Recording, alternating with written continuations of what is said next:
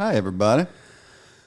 Ladies and gentlemen, joining me today, hold my hands for this. Joining me today is a very special friend, someone that I have known for 20 years. 23 years? 23 years. Ladies and gentlemen, me, the real Christian James Hand. That's what you did there. Oh. Wow. All right. It's good to have you. Everybody who grew up with me, you know, I have always been like this. Go.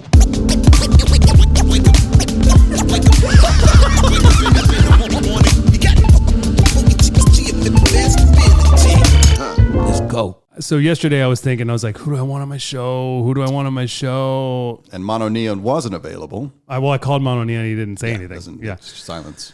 He was like, call Christian James Hand. But he didn't say it. He just wrote it on his shoes. Yeah, he actually just pointed at that. He was just like... There's nothing better than brown graffiti. I feel like you should make a T-shirt that says that, and you should wear it, and you should also just put it on a hat, put it on your overalls. On anything. Yeah, everything. It would sell. You just looked so much like your brother. That's the first time I've ever seen you look like your brother. Really? Yeah. So my brother is he's like 5 years behind me when it comes to hairstyles. Right. So my hair was long first. His was super short. Then as soon as I cut mine, he started growing his long, so I cut it. Right. As soon as it got there, I'm like, we can't be doing that. We can't be doing that. And now that I've lost some pounds too, I'm like, oh God, he needs to gain weight, but he can't. He can't do it. It is impossible. He's one of those blessed guys that just cannot gain weight. He eats. I'm so jealous. Yeah, you know what sucked was when I found out that there's endomorphic and ectomorphic body styles or body types, and as you age, you become one of them. And one of them is that you just put on weight, and the other is that you get skinnier. So if you see old people that are skinny, it's because they might, I don't know which one it is, but they're ectomorphic, let's say. And then people like me are endomorphic, and you just, and they get, and your brother is going to be so he's going to be one of those cool, skinny old people. Oh, and God. I'm going to be, you can kick me down a hill, and I'm not going to get hurt. Yeah, but you're funny, so it's okay. Yeah, you know what? I'm not sure I want to be the compensatory fat guy who's funny. Yeah, but you look the same age, bro, since I met you. 23 years later, you look the same. A little couple more grays. Couple more? 1,000 more. It's not that many in hair count. No, it's true. It's true. When we first met, I actually I didn't have a beard. I had a soul patch because it was that period of time. I remember the one of my I actually just had I had lunch with Matt from Vertical Horizon. Oh, good guy. Lovely chap. Love that guy. And I told him this story. We played Hummer, which was the band that I was in when I met Elmo. We played at the Hard Rock Cafe over by the Beverly Center. And back in the day when there was one over there, and it might still be there. Yeah. And we were setting up, and I was sound checking, and as I was sound checking, the Vertical Horizon video came up on the TVs, and there were people sitting at the tables who were like pointing at me and like pointing at me. Is Vertical Horizon playing tonight? That's just because you're a bald white guy? That's all it was. Bald white guy with a soul patch. The soul patch is what sold it, though. I guess, not you, now that you've gained a few pounds, but you, prior to that, had the same size shoulders as him, I would say. Oh, yeah. Yeah. We did look remarkably similar. Yeah. I mean, it was like that period where, and that's the thing is like I see bald guys, and if they don't have any compensatory facial hair, I'm like, oh, new guy. Because they haven't worked out that they literally just look like eyebrows walking around. That you need either a soul patch or a mustache, just something to not be just eyebrows bouncing around the world. That means that they haven't had a girlfriend since they transitioned into this that can be like, you need, something. I love you. But I think in photos? Little hair just something somewhere on your face besides your eyebrows. And then he walks out with like a Hitler mustache. She's like, everything but that. That's like, you did the one thing that wouldn't work, actually. Can we just drop that like maybe 3/4 of an inch and it's perfect? So let's just put that from the top lip to the bottom. I could go with that. There's only one other guy that got away with the Hitler mustache. Oh, I guess Charlie Chaplin did. But the other dude is the dude from Sparks who's been able to get away with Sparks? I don't know this. Oh God, I shouldn't have said that. Apparently, who's Sparks? Sparks is one of the. There's actually a great documentary on them currently available. They're a band that has been around forever, and it's sort of this post new wave band. It's two brothers, and one of them you've probably seen them and been like, "What is that?" And I think it's they're Mile Brothers. Anyway. The dude that plays piano and doesn't say anything just has a Hitler mustache and like a Hitler-y haircut. Oh, and the haircut too? Yeah, and he's got away with it and now he has like little spectacles. And when I was a kid, I was always like, what is that band? Like, don't do that. He got away with it, and they're still going. And they just did there's a documentary that was shot by the dude that did Till the End of the World, the Hot Fuzz and that stuff. I think it was that dude. Wow. Mm-hmm. That's so crazy. Yeah, with a Hitler mustache. So don't do that. Don't do the Hitler mustache. Don't do that. No matter what your top hair looks like. Don't ever. Don't do that. And especially if you're doing the same on the top hair, let's not. So let's talk about when we first met. I was going to say, I think we need to give some context to the listeners that are just friendship. Like, I feel like these guys are doing inside talk. So, ladies and gentlemen, let me look into the camera. We got a camera here. If you're listening on AMP, by the way, we love you. We're live on AMP. But we also have a camera here run by Christian Palmettos. Hello, Christian. Not Christian James Hand, Christian Palmettos. For some reason, if your first name's Christian, you got to include both middle and last name. Got to go full to distinguish yourself. Yeah. Do you know the reason I did it? No. So here's the reason I did it. When I started my radio career, I hate on-air names, like these fucking idiots that call themselves like fucking, Bean. Lightning, Storm Chaser, like any of those, like Burning Man names. Storm Chaser is a tight radio name. I'm going to call myself that moving forward. This next song is Bush. I'm Storm Chaser. Note to everybody at AMP, Christian will now be known as Storm Chaser. It's a quick thing for everybody. Yeah. So I hate It's actually names. Storm Chaser versus radio and now. It's hyphenated. Yeah. Please don't forget the hyphen. He gets really mad. By the way, full disclosure, I was a big Kevin and Bean fan, so I'm sorry to... Not to take anything away from Kevin and Bean. Move forward. So so I hate air names with a passion, right? I think they're fucking stupid. Like you're Dave. Just be Dave. No reason to... But back in the day before social media, it kind of was necessary to have one because we had a female prison near our radio station, and Mike Savage was getting, when he used his real name, was getting fan mail sent to his house.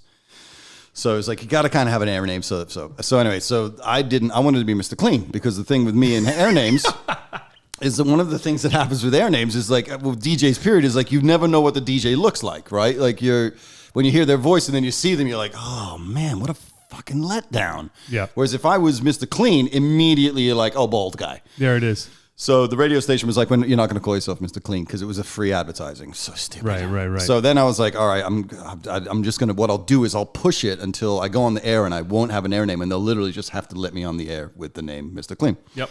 So I go for my first day, and the APD calls me into his office, and he's like, so do you have got your air name together? And I was like, yeah, I'm going to go with Mr. Clean. He's like, yeah, you're not. So you're either you come up with something or I've come up with something I think is amazing and it'll be perfect for you. And I was like, all right. And he goes, and he always did this thing with his hands, and he goes, Christian Cruz.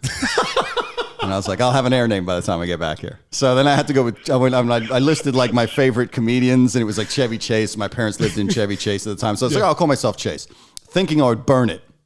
Then I moved to fucking California and I have to bring this air name with me because I'm inside the same company. So now I'm Chase and I want to murder myself. So when I left there and I went to Satellite, when I went to Sirius, I was like, okay, my air name at Sirius is going to be Debbie Hernandez.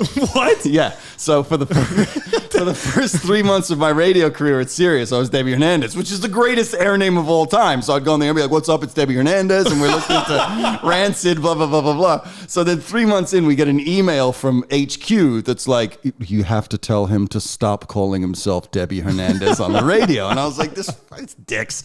So what I decided to do was punish them by having 3 names, because it takes up an extra millisecond of airtime to say Christian James Hand, and they couldn't send me an email being like, stop calling yourself your own name. So this 3-name thing was a fuck you to Sirius, and now I'm stuck with it because now everybody knows me as Christian James Hand. So that's why I have 3. I'm not Christian Palmettos, who needs it, because if you're that handsome, you can't be 2 names. It's a 3-namer face. You know what I'm saying? Like the whole thing is 3 names. It can't be 2. Yes, but I got to say, as much as I love Christian Palmettos, I think it's a strong acronym. CPM is very good. Strong. CJH is not It's not as strong. It doesn't roll off the Yeah, CPM. CPM. CDH. Yeah, CPM is... You get you start. Debbie Hernandez would have been so much better. Yeah, just good old DH. The Session with Debbie Hernandez. Debbie Hernandez. So, right? So another thing we did when I was on the sound was like around the idea of like you never know what the DJs look like. So when we were on the sound with a guy who used to be my friend, Andy Chanley, I was like, hey, you know this thing about when you see the DJ and you're so let down by what they look like. I'm like, we can, like, before you'd have to send cassettes. I'm like, it's so much easier now. We could just email them. So we located all of these police sketch artists around the country and we sent them MP3s of our radio show so they could draw what we looked like from our voices. It was amazing.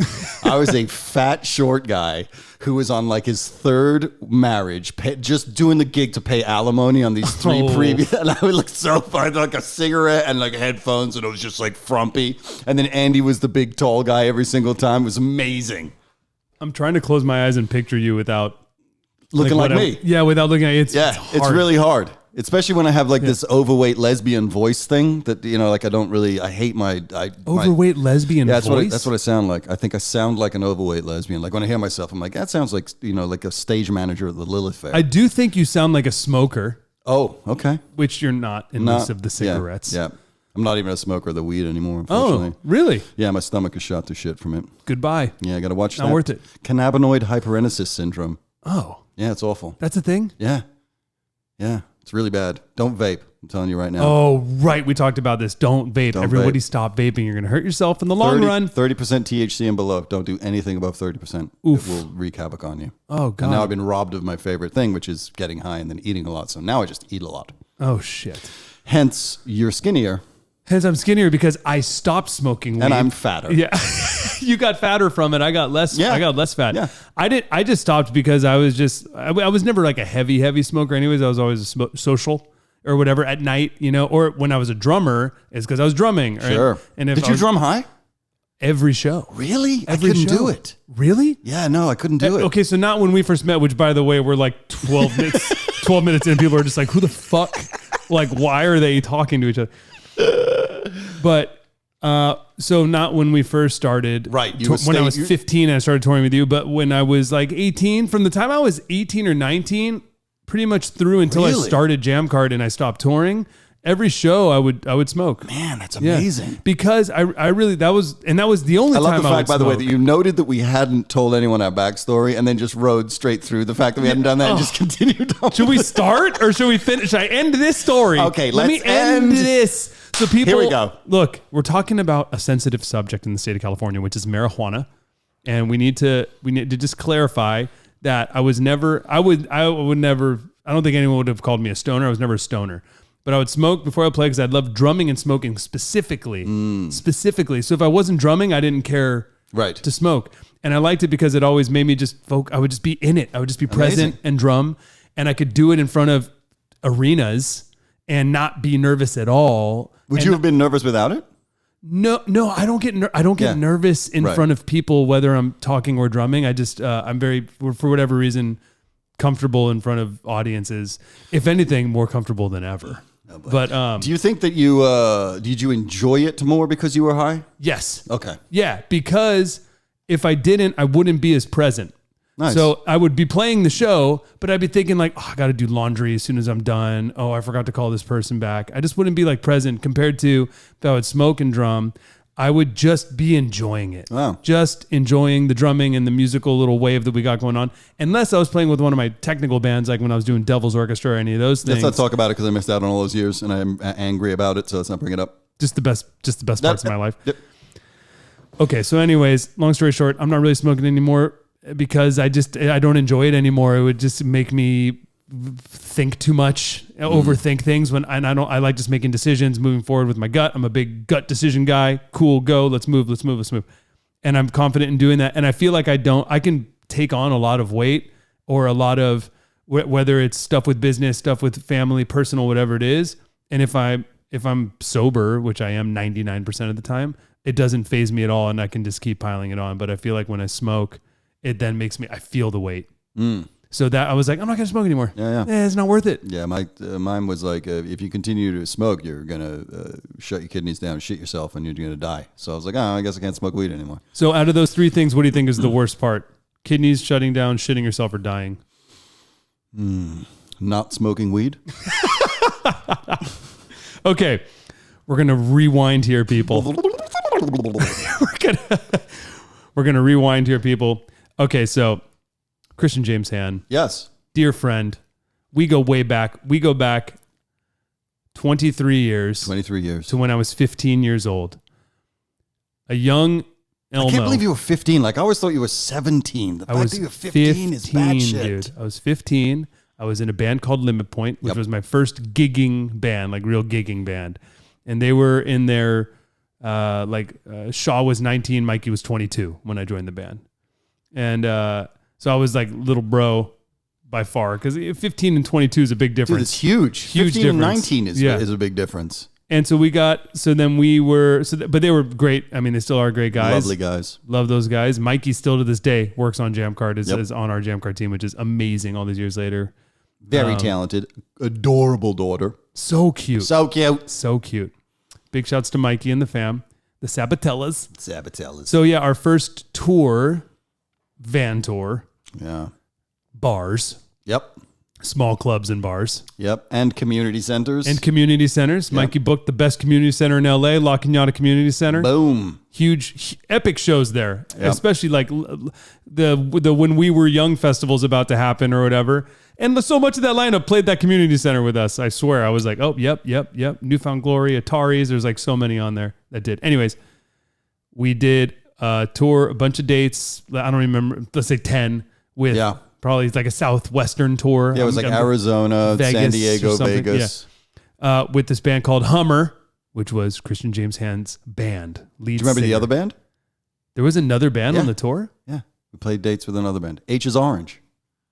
H is Orange. They did all the dates with us? I don't think they did all of them. I think they did. I think they did the Vegas. They did one or two of the Arizona dates, and maybe the San Diego date. But they were on the road with us. I don't remember that. That's all right. I remember you. I know, and me demanding that we headline because I was like, we don't open for anyone, even though you guys booked the show yourselves. The ego this guy had. You don't even know.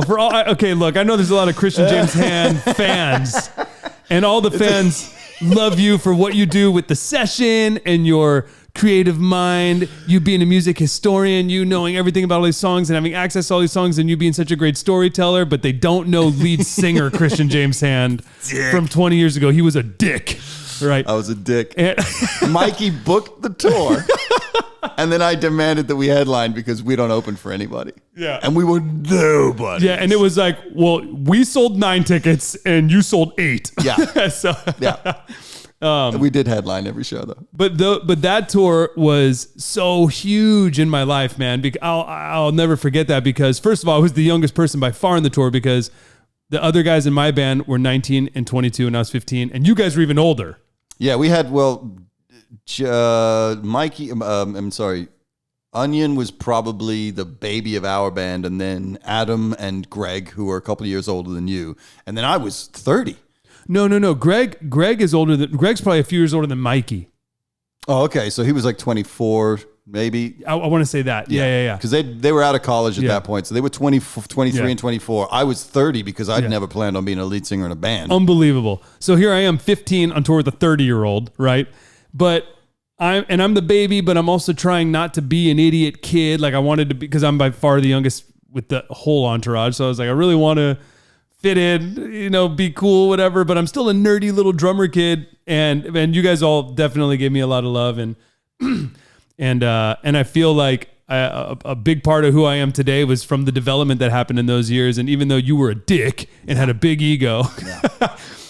There was still so much love, and everyone like kind of looked after me. I felt like it was good influences in overall, because it's not like everyone was doing drugs or anything. No. There was no one doing any of that, and I also never really cared. I mean, you guys would drink. Anyways, those were the times of my life. And we're playing bars. I'm like a 15-year-old playing at a bar. That was the craziest part. Or whatever it is. And it was great. And I was just so happy then to just be playing drums. And even if I was getting paid $50 a show, I was like sick. Yeah, you're getting paid to play drums. Yeah. I was like, I'm living the dream. Yeah. And like, and I was in Limit Point for 3 years, and then I joined my next band and whatever about my career. But what's crazy is that like here we are all these years later, and we're both doing different things 23 years later, but in music. I know. We're both still in music, but you're deal. not a lead singer and I'm not a drummer. No. Yeah. You're not even a singer. Take out the lead. Yeah, I mean, I've done a couple solo things on my own, but the only reason that I became a singer was because we auditioned singers and they all couldn't do the job because they didn't sound the way I wanted them to sound. So I was like, fuck, I wonder if I could do it. So I went and started singing and realized pretty quickly that I couldn't. So I went and had very expensive vocal lessons with an incredible vocal coach here in LA, and Ron Anderson. Yeah, he's the man. Like, top notch. Everybody. Yeah. Seal. Eddie Vedder used to fly into town like once a month just to get a warm up from him. I'd have a vocal lesson booked, and he'd call me and be like, "Oh, we got to cancel because it's fucking Madge is driving me crazy." So I'm gonna be on. I was like, "Okay, so it's Madonna or me? I guess it's got to be her." My favorite thing he used to do. You never did a vocal lesson with him? I've never done a vocal lesson. No, dude. Yeah, he used to do. I would love to. In order to teach you diaphragm control, he's this very big man, and in order to teach you diaphragm control, he'd have you hit the biggest note you could, like, and then he would pick you up off your feet and then squeeze you into him, and you had to hold your diaphragm out to keep the distance between the two of you. Wow. Yeah. But I spent a huge amount of money there, but I learned everything, and ultimately it became very useful because then when I started producing, I could talk to singers about what they weren't or were doing correctly or incorrectly, and I'd have I'd have the vernacular to be like, "Yo, man, you just got to drop your palate down. You just got to fucking." But I had done the only reason I became a singer was because we couldn't find a singer that sounded the way I wanted the band to sound, and then all of a sudden, every record label in town took it way more seriously than I thought that we should have, and. I always say, I'm like, that band should have ended when Onion left, and we sort of like eked it out for another 3 years, which was just such a brutal experience of being an unsigned band in LA. I mean, I don't think you guys went through the nightmare of like the record label showcases. I did with Never Heard of It. Did you really? Oh yeah, no, never heard of it. Which, by the way, their best songs were ours, but that's okay. We don't need to talk about that. We will. I just got off the phone with Greg. This is a tell-all interview, okay? This is also therapy for you and I. We got to work out some shit. Work through the Never Heard of It years. By the way, you murdered that show at the Key Club that night. Thanks, dog. That was unbelievable. That was when I was like, this fucking guy. I was like 18, 19. So much better than that band. Thank you. You were world class. That show blew my fucking mind. It's awesome. And then I remember your lead singer was parading through the club. It's a good way to put it. Trying to be impressive, and I just walked up behind him and I whispered, "All of your best songs are mine," and walked away. And he's just like, "Dude, what? What? Who was that?" But anyway, yes, you were amazing that night at the Key Club. Thank you. I remember that show in particular. Because Rob Cavallo came to that show. Oh, did he really? And Rob was the president of Warner at that time. And he was obviously Green Day producer, Dookie, like all the big. And his dad. And his dad was the president of Hollywood, Bob Cavallo. So Rob Cavallo came to me, or came because he wanted to sign Never Heard of It. That was when we were doing the frickin' label jump circus. Around. The circus. Good way to put it. Especially back then. I think it's a much different game now. Now it's a social media circus, and if you can prove yourself on social media, you can get a label deal. Yeah, we were like I think we were sort of that last wave of the old school where you'd fucking be at CDs. You'd be at SIR, and it would be like, play the show of your life. You only get 3 fucking songs, and there's a dude in a chair with his BlackBerry out, not giving a rat's ass about what you're doing. We were kind of the last of that era, thank God. There's a lot of that still happening, but it's different. And now it's so data driven, just based off what are you doing already? I'll do it. 100%. And can we just 5X you? Yeah. Can we give you 3X more money, but then 5X you so we make 2X more? I used to, when I was in my band, I would routinely completely machine gun the showcases because I would have no problem telling the person from the record label that they were a shitbag and I didn't want to talk to them anymore. And I would just feel the other 4 members of the band be like, "Oh my God, he's doing it again. He's doing it again." And we had one. Self-sabotaging? It wasn't self-sabotage. It was that I hated them. I hated them so much because the things that came out of their mouths were bullshit. And I remember this fucking guy who had produced one song on a Pearl Jam record and had used it to ride his career. We were supposed, this is how dicky this guy was. We were supposed to play that night. We did play that night at the Dragonfly, and we had like 12 labels showing up at the Dragonfly show. And he called and said, I want to see the band. So our manager was like, cool, come and see him with everybody on Saturday night at the Dragonfly. And he was like, nope, I want to see them myself on my own. And it's Saturday morning. And my manager called me and I was like, dude, I got to put the fucking show of my life on Saturday morning and I'm going to blow my voice out quite possibly. And then I've got all of these labels showing up on Saturday night. Like, I'm not doing it. And my manager was like, I totally get it. Called the guy back and the guy literally said, tell your band that I will be at SIR at 11 o'clock in the morning on Saturday. They can be there or they can't. It's up to them and it's up to their career. Jeez. So now we got no choice. So we go and we put on the fucking show of our lives. And then we sit down with this dickhead and it's me and my band. And he's on the other side of the table. And he looks and the first thing out of his mouth is, here's why I wouldn't sign your band. Because you can't put 500 people into a club in Wisconsin right now. And I looked at him and I said, your fucking job is to put 500 people into a fucking club in Wisconsin. My job is to give you the fucking songs that made you make me showcase this morning when we have a showcase tonight for 12 more labels than you. Yeah. And I can feel Adam and everybody and then it turned out that the best part was that right before it, there's like the bullshit conversation. It finds out that the dude is actually related to Adam. He's like second cousin twice removed. So it's like this thing that looks like it's going to all work out. And then I just poured gasoline on the bridge as we were standing on it. And I was like, eat a dick. Eat a dick. So the whole band's just like, oh man, he's doing it again. But it wasn't self-sabotage. It was that I was so angry. It's the same problem I have in my fucking shitbag radio station that I just quit today. It's the massive disrespect for the artists and for the creators of the art. Yeah. We do the hardest part. There are 9 million shitty fucking A&R guys in this fucking town. Throw a stone, and girls. Throw a fucking stone and you'll hit them. There's 1 or 2 or 4 really, really talented people. Yeah.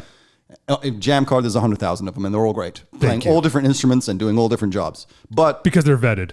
They're vetted, and that's the point, right? Like, so to me, it wasn't anything about being self-sabotaging. It was that the complete absence of respect for the artists and for their path, their journey, the struggle that we went on.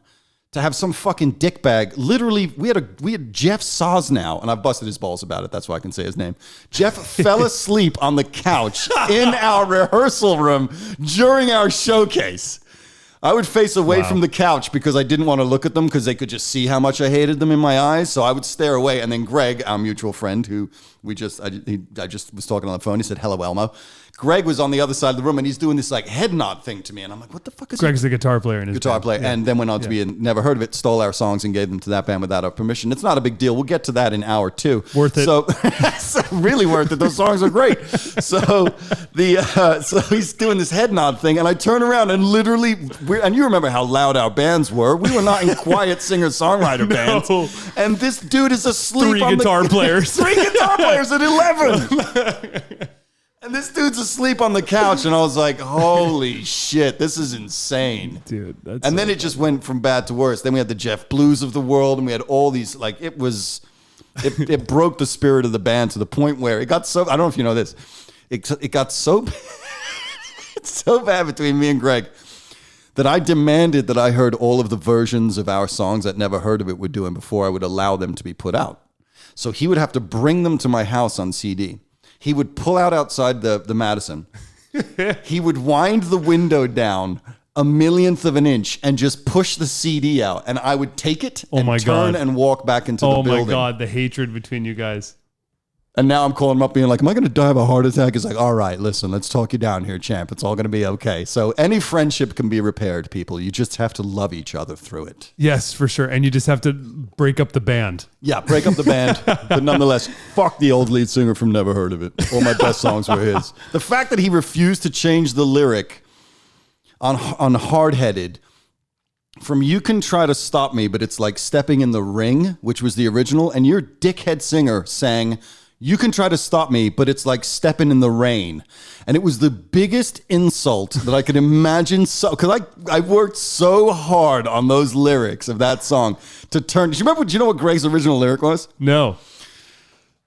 So Hard-Headed is a song that, had it been done by the correct band, would have ended up being a smash at that point. Total smash. Absolute. It did pretty good for Never Heard of It. It should have done. It was an amazing song. It could have gone. It should have been enormous. Yeah, if it had been Slightly Stupid or one of those other bands, it would have been the song of the summer. Could have been a number one K-Rock song. 100%. Sure. Because what Greg did, that I then managed to sort of scale back a little bit, was, you remember that, to me, because it was Greg was your co-writer. Greg was the principal songwriter. And I was the principal lyric writer. Yeah. And Greg is incredibly talented at making pop punk masterpieces. Yeah. And when you guys broke up, he joined Never Heard of It and then became a songwriter with Never Heard of It. So and brought a few of the songs from the Hummer days, from the smashes, into Never Heard of It without our permission. Like, that's how we found out. They were dead. Those songs were dead. Yeah. You guys were dead. But we should have got publishing on every single CD produced and got no money. So anyway, so remember that fucking 12 beef patty special sauce, lettuce, cheese, pickles, and onions all in a sesame seed bun, which was like the McDonald's thing. Yes, yeah. That was, to me, what Hard-Headed was, because the chorus of Hard-Headed was hard-headed, idiotic, self-centered, it's ironic, nothing ever mattered to me till the time you thought you knew me. I know you really want it. That's half the fun of it. I know you really want it. That's half the fun, and nothing's gonna. Whatever the You'll ending. keep on coming back. It's not a promise. It's a fact. So, and it was fucking sick.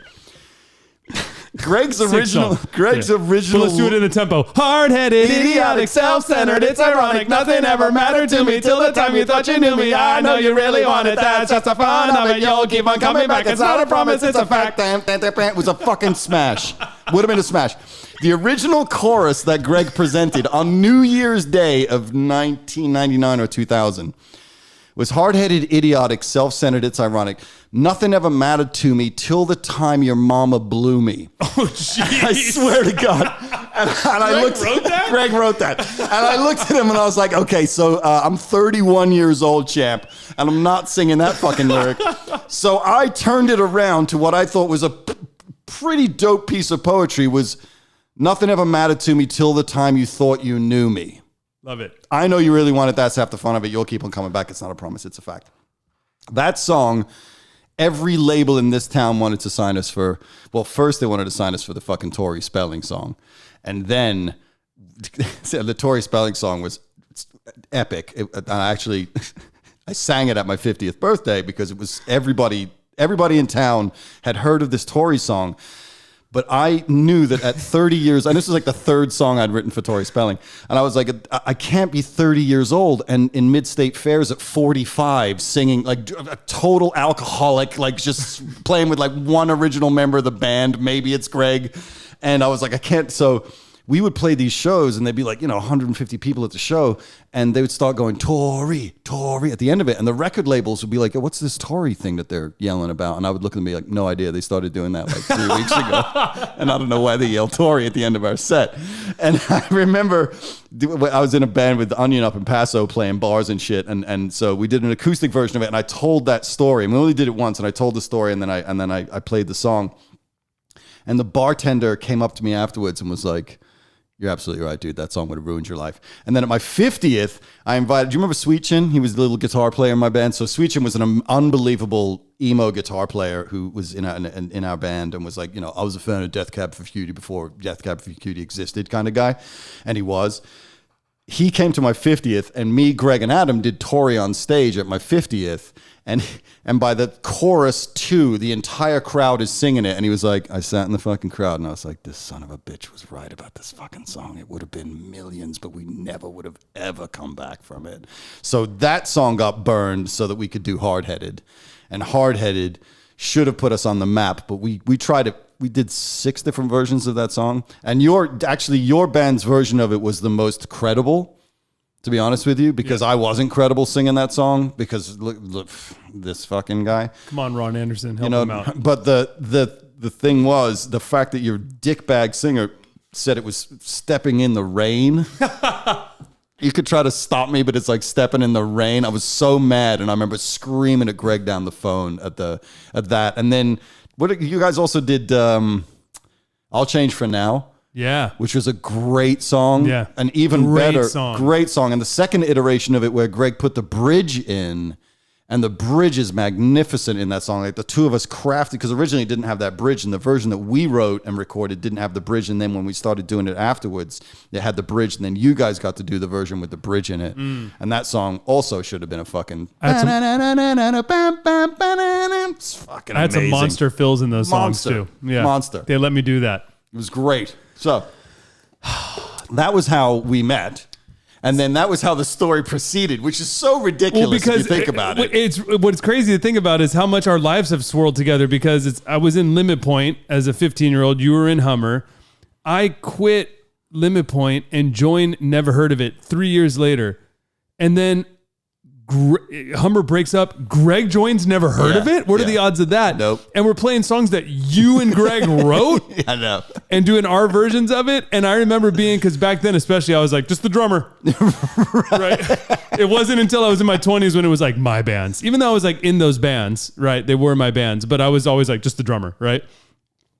So I knew that there was tension going on I'd hear it between you and DJ and Jeff and Greg and this, and I was just like, I hated him. I was so out of it. I was just like, keep me out of it. My drums are original, and they're definitely way better than the Hummer drums. Way better, because we had I'm just kidding. No, they were, because that was the problem with that band, is that once Onion left, the whole spirit of the band changed. Because I wanted to be like Third Eye Blind meets Oasis. Like that was what that original band lineup was, and even our version of Hard Headed was more of an Oasis version of Hard Headed.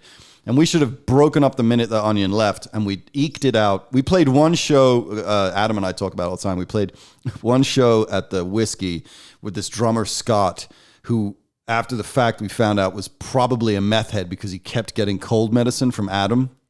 And he was an unbelievable drummer.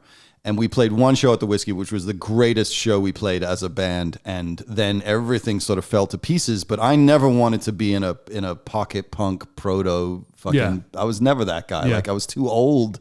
It was incredible. Yeah. And your band, that was the thing that bummed me out about your band not doing the songs original, the way that we had intended them originally. Because if you had, I was like, when I saw you guys doing them, you did both of those at that Key Club show. And I was like, this is fucking amazing. Like, this is exactly how these songs should live, because this band is doing them with you at the helm, is doing them the way they should sound, because you couldn't play the Alan White drum beat. No. The same way that it was interesting, like watching that Dave Grohl thing when he tried to do Wonderwall. Yeah. And he couldn't drag. Yeah. And I was like, that's a different thing. But Onion could, because he wasn't a particularly good drummer, his drag, he even had like the Alan White ride cymbal. So the Alan White is like the Stone Roses dancey kind of beat. Yeah. That's in Wonderwall and all those things. Onion could drag in a way that no American drummer could drag. Right. And you played all of the pocket punk stuff in a way that we never could, because he couldn't hit that consistently. He couldn't hit that fast. And you ruled on those fucking songs. And I watched that show, and it really bummed me out, actually, that those songs didn't get their light of day, because I really thought that Never Heard of It was the band that could bring them to everybody, and they could see how brilliant those things were. Never Heard of It did good, but we held ourselves back because we were always like staying DIY. And whenever the labeled thing would happen, it didn't work. Like we picked up Irving Azoff as our manager. Did you really? Yes. Irving was our manager. We had Jerry Heller as our manager, as strange as that is, and rest in peace, Jerry. But like we had like these like people, and then we signed with Virgin, right? But it was just like never. We were so much better off DIY. All of our success and accomplishments, we sold 100,000 CDs with no label. I'm just trying to do the math of how much money you guys stole from me then. Well, no, because a lot of those were Hard Headed was definitely on a good amount of those. Yeah, maybe everyone. Yeah, I wasn't mad about it at all. Just kidding. So I think Greg got paid though. Maybe ask Greg for some money. Did, son of a bitch. And then he's telling me he didn't make any money off of him. Like, you're a fucking scumbag. So I can't believe that Irving Azoff was managing you guys. Irving Azoff was our manager, dude. Irving Azoff so many people Never Heard of It and would get around it. I would see that logo everywhere. Dude, we were masters of marketing. DJ, love him or hate him, was a hustler. Right? And so was Jeff. And Jeff is still like my best friend to this day. And you went to Japan. Oh, we went to Japan 5 times, dude. We were big in Japan, literally billboards, and like in Shibuya I forgot what their Times Square equivalent is called, like in Shibuya, but we were on the big screen.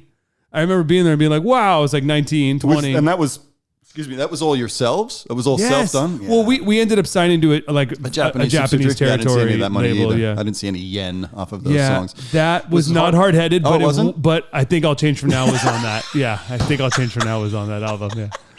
It wasn't the single, though. It was a B-side. It was track 10. You could still make money off of B-sides back then. Dude. Those album tracks still made you cash back in the CD days, just so you know. That's crazy that you guys did Virgin and Irving Azoff. And then, I was always confused. It just shows you that it's like so many things have to go right for you to actually make it in music. Oh, dude, I tell people, I'm like, if you see a great movie or listen to a great album, you're enjoying a miracle. It really is. It's a miracle because there's so many places for it to go horribly off the fucking rails. And you could be like, Never Heard of It got to the point where we could sell 1,000 tickets, like anywhere in the US, anywhere in Europe, anywhere in Japan, DIY. Yep. Like that is so signed. Like these days, it'd be like no matter what, signable, or a big manager could come and just grow you if you want to stay. Well, if we were big today, we would have been even bigger, right? Because we would have taken that the way you can engage with your fans now. Well, that's what I was about to say. Like your fucking DJ and Jeff your TikTok would have been bajillions of people. We would have been huge because back then, if you were a DIY band, you had to have a street team, and your street team was physical, right? So you had to send mailers. Yep. You mail them merch, mail them stickers, mail them flyers, print out flyers at Kinko's all the time going to Kinko's. Used to be Kinko's. Yeah.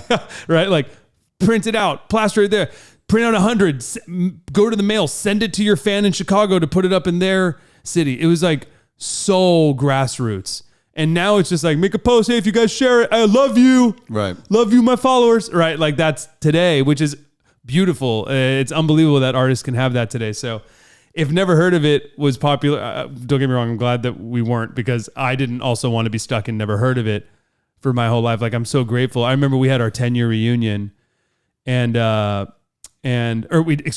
not have our 10-year reunion. Our 10-year anniversary or whatever came up, and DJ, and there was a couple people that wanted us to do a reunion show and get it back together and do all this. And I was like, no, I didn't even consider it.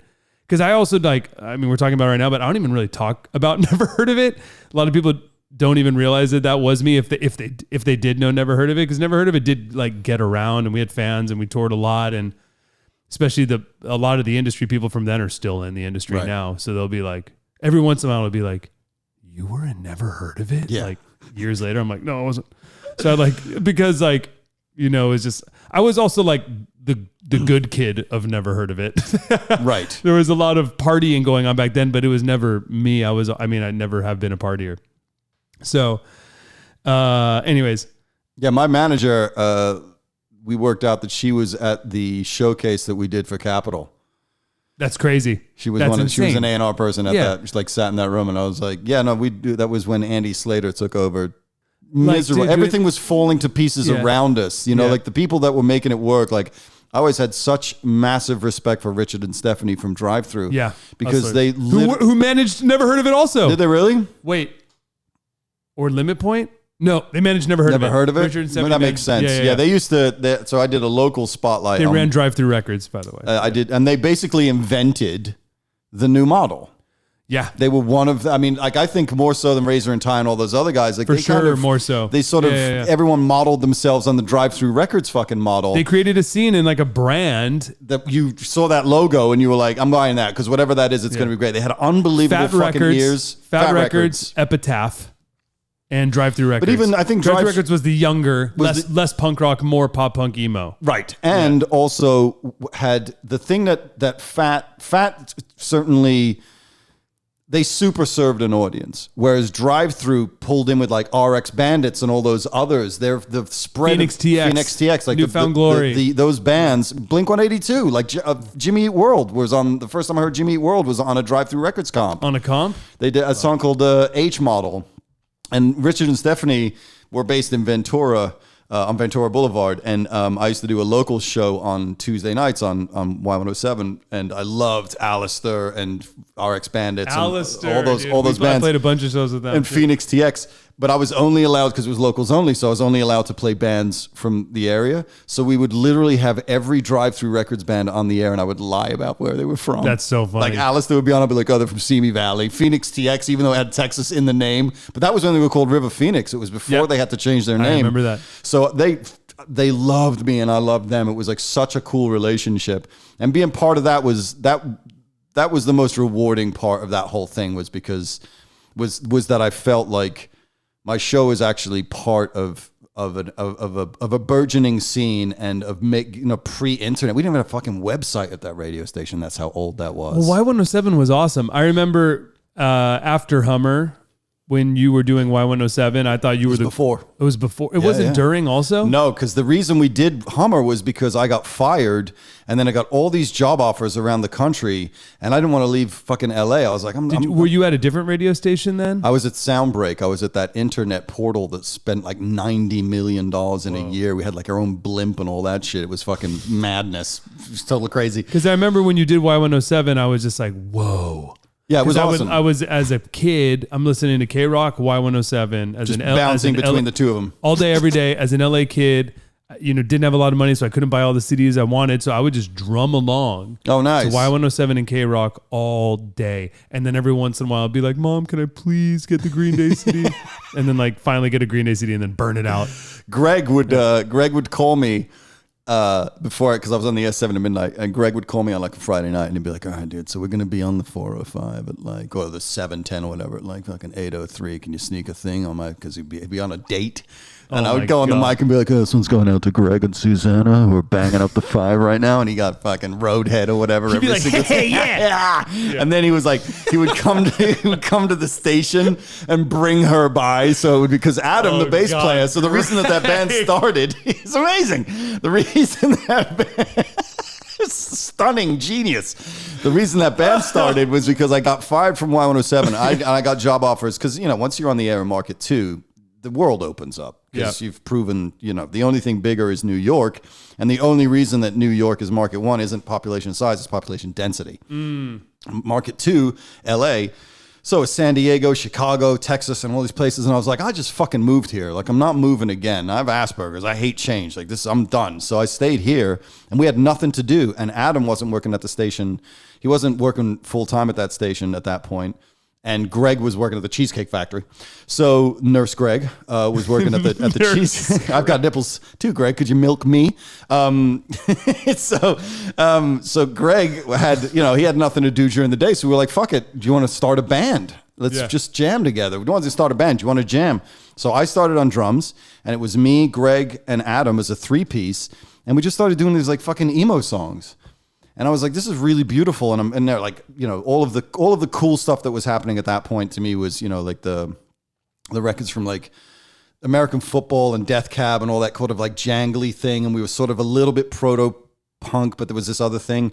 And then we tried to find, Onion was going to come and sing, and then Onion came and sang, was terrible. And I was like, dude, you played drums for like 3 days when you were 8 and you were lefty. Why don't you get behind the kit and I'll try and sing? And we did that. And I was like, oh, this is on. But for like the first 6 months, it was me, Greg, and Adam just playing instrumentals in his mom and his mom in the bedroom upstairs, or the study upstairs. And his mom would bring us sandwiches during band practice. She'd be like, I put you guys a sandwich. And we'd sitting there and we just... Adam was my phone screener, and Greg got laid off my show a lot because he was really good friends with Adam. And that was how that band started. And from there, everything just ballooned out. And suddenly every record label, MCA told us they were going to sign us off of our first show. It's crazy. We played at the Dragonfly, and my buddy's dad, Owen Sloan, who was Jane's Addictions attorney. Owen Sloan was such a pimp that he had his own booth at the Hamburger Hamlet on Sunset. Wow. Yeah. So I remember that Hamburger Hamlet. Yeah. So he was straight pimp. And so he took us on as a project, and then brought a couple of people to the first show. And this douche from MCA came in. I won't mention his name because I think he's still in the business. But this douche came in, and after the show came back and was like, this is our first show. Our first show in California, in Los Angeles. Comes back with his wife to wasn't even a dressing room, it was like an area back, was open, but we'd sort of taken it on as our backstage. And he goes, my wife just told me that if I don't sign you, she's going to divorce me. And she looked at him and she's like, I just told him exactly that. He has to sign you because you're like minor threat meets Oasis, which was, wasn't, the minor threat thing was only because I was bald. I was like, okay. But anyway, that prick then for the next 3 months took meetings with us, blew sunshine up our asses, the whole 9 yards, and then stopped taking our calls. And what we found out was that's what he did to everybody. Wow. Because what he did by doing that was he stopped everyone else talking to us. Because everyone was convinced that MCA was signing them. So that band, There was no reason to talk to us anymore. So he took us off of the roster. Nobody else talked to us. Stopped talking to us after 3 months. And then what happens? Now you're damaged goods and MCA has passed on you. Yeah, everyone's like, why didn't they sign you? I'm not going to sign a band that hasn't been signed. So ridiculous. And we were fucked. Yeah. We had to, for the next 9 months, we had to claw back that Hummer was something worth fucking listening to, dude. Right. From our first show. It's so fucked up. That was our introduction to the music industry. That's also, and this was a model then that isn't a model now. Thank God, actually. Thank God. Because the model then you had two options. You had two routes essentially in the music industry. Number one, building your band and just like literally the goal is to get a record deal. Yeah. We're going to play the shows. We're going to do LA and we're going to do this. We're going to do New York. We're going to get a record deal. And the strategy is all get a record deal. And the other one is build a band that gets fans. Yep. And go get fans and get as many. And that's what you guys did. And that's what we did. We never heard of it. And we went in the other direction. And you know what's great? Both failed. Nice. But guess who's both doing great now, 23 years later. And you know what's even better? I am, at least. Both of them used my songs. Okay, so we're going to play a little music right now. Are we? Yeah, we're going to play one song, take a little break, Hard-headed? and then we're going to get into the session. Should I see if it's in amp? It's not. Oh, dude, if they've never heard of it version of Hard-headed is in amp, that would really bring the whole thing full circle. I know the Hummer version isn't, though I keep telling Adam we need to. That goes to show that this was completely unplanned. That's what I love about the amp shows. Oh, yeah. This is like jazz. This is jazz. It's all it's radio jazz. It's all improv. That's I love it. Dude, it's my favorite thing about jazz. It's my favorite thing about radio. And it's my favorite thing about doing the show is it's just improvising with my homies. And I'm very lucky to have you as a friend and people in my life that inspire me. I'm a literal fan of yours, especially what you're doing now. Not so much your past. But fan enough to have ripped off 2 of my songs, but nonetheless. I stuck around because I knew you had potential. And one day I could be a fan. It's like, I could be a fan of his in about 15, 20, 23 years. Oh, by the way, I want to officially ask you, will you, do you want to do a session on my 54th? You know it. All right, let's do it. Me hosting it? Yeah, you're going to, you're gonna do another one. You want to do Pantera this time? Dude, I have Pantera queued up as our next song. You know it. Yeah, okay. Oh. I got to find us a venue. December? No, January 27th. Whatever. Oh my God. Okay, wait. All right, we're going to transition here because we need to talk about the session because it's the coolest thing you do, in my opinion. Thanks. So I love we've both evolved so much. So I know. Good on us. Good on you. I've watched you grow so much, my big brother. Likewise. And I mean, I will say, let me interrupt you because I will just continue to do it. So don't let me. I'm just going to do it either way. Being a tertiary member of your family is such an enormous comfort to me. That's awesome. Like, I genuinely love those people. Like, when I get to show up here or I show up at the fucking Go Brother Go and it's like your mom's there and now it's like your third cousin twice removed who didn't know she was a third cousin twice removed. Like, it's like the extended family is growing and growing and they get to see, like, sit and watch you two play. And it's this unbelievable experience. It's one of my favorite live shows I ever see every single time. And that part of our friendship is as vital as all the other bits and adds like this sort of 3-dimensional thing, which in this town is really hard to find. Thank you, man. It means a lot. It's really hard to find. My family loves you, dude. Apart from the fact that your dad keeps almost giving me COVID every time we fucking hang out, everything else is great. Apart from that bit, it's great. Like, but he doesn't. It's just a near miss. I know. It's just a text that tells you might have. Yeah. He's like, oh, by the way, well, we split a joint the other day. You should probably just know. And I'm like, oh, all right, I have a bunch of tests that are literally just Elmo's dad is written on the Elmo. Save these. Yeah. These three are just in general. These three are in case I see Elmo's any dad. Jammcard hang or Go Brother Go show. I have them in the car just in case.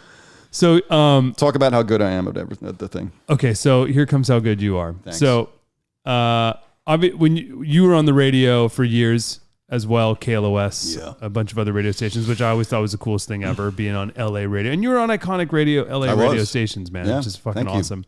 And then you started doing the session, and that was when you blew my mind for the first time.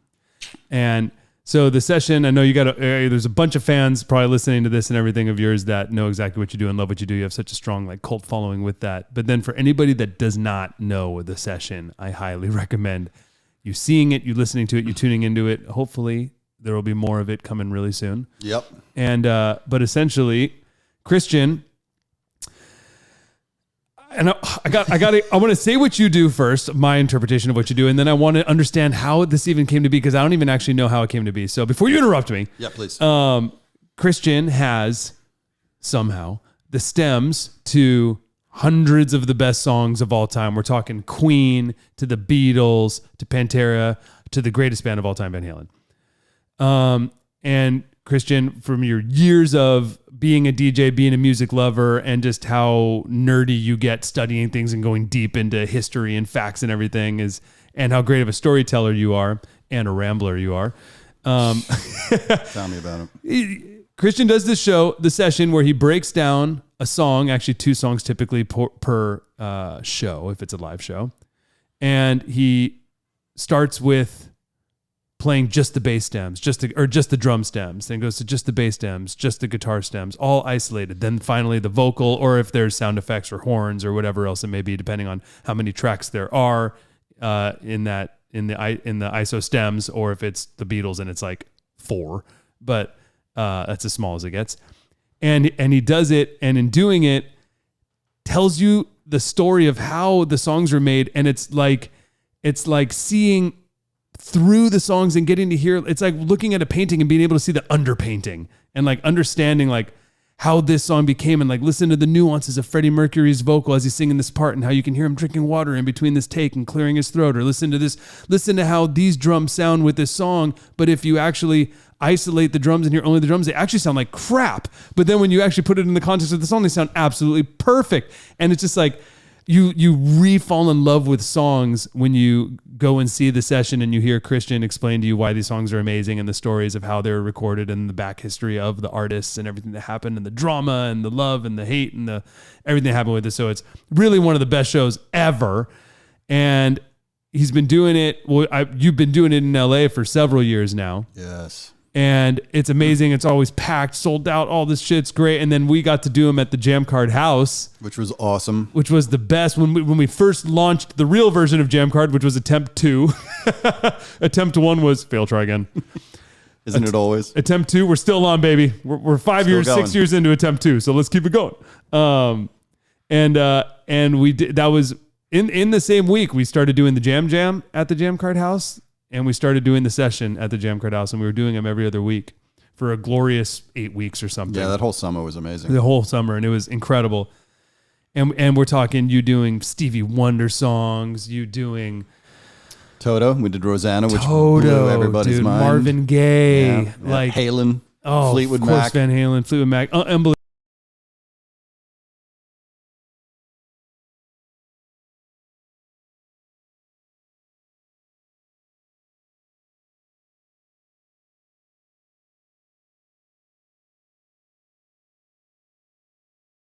How did you start doing the session?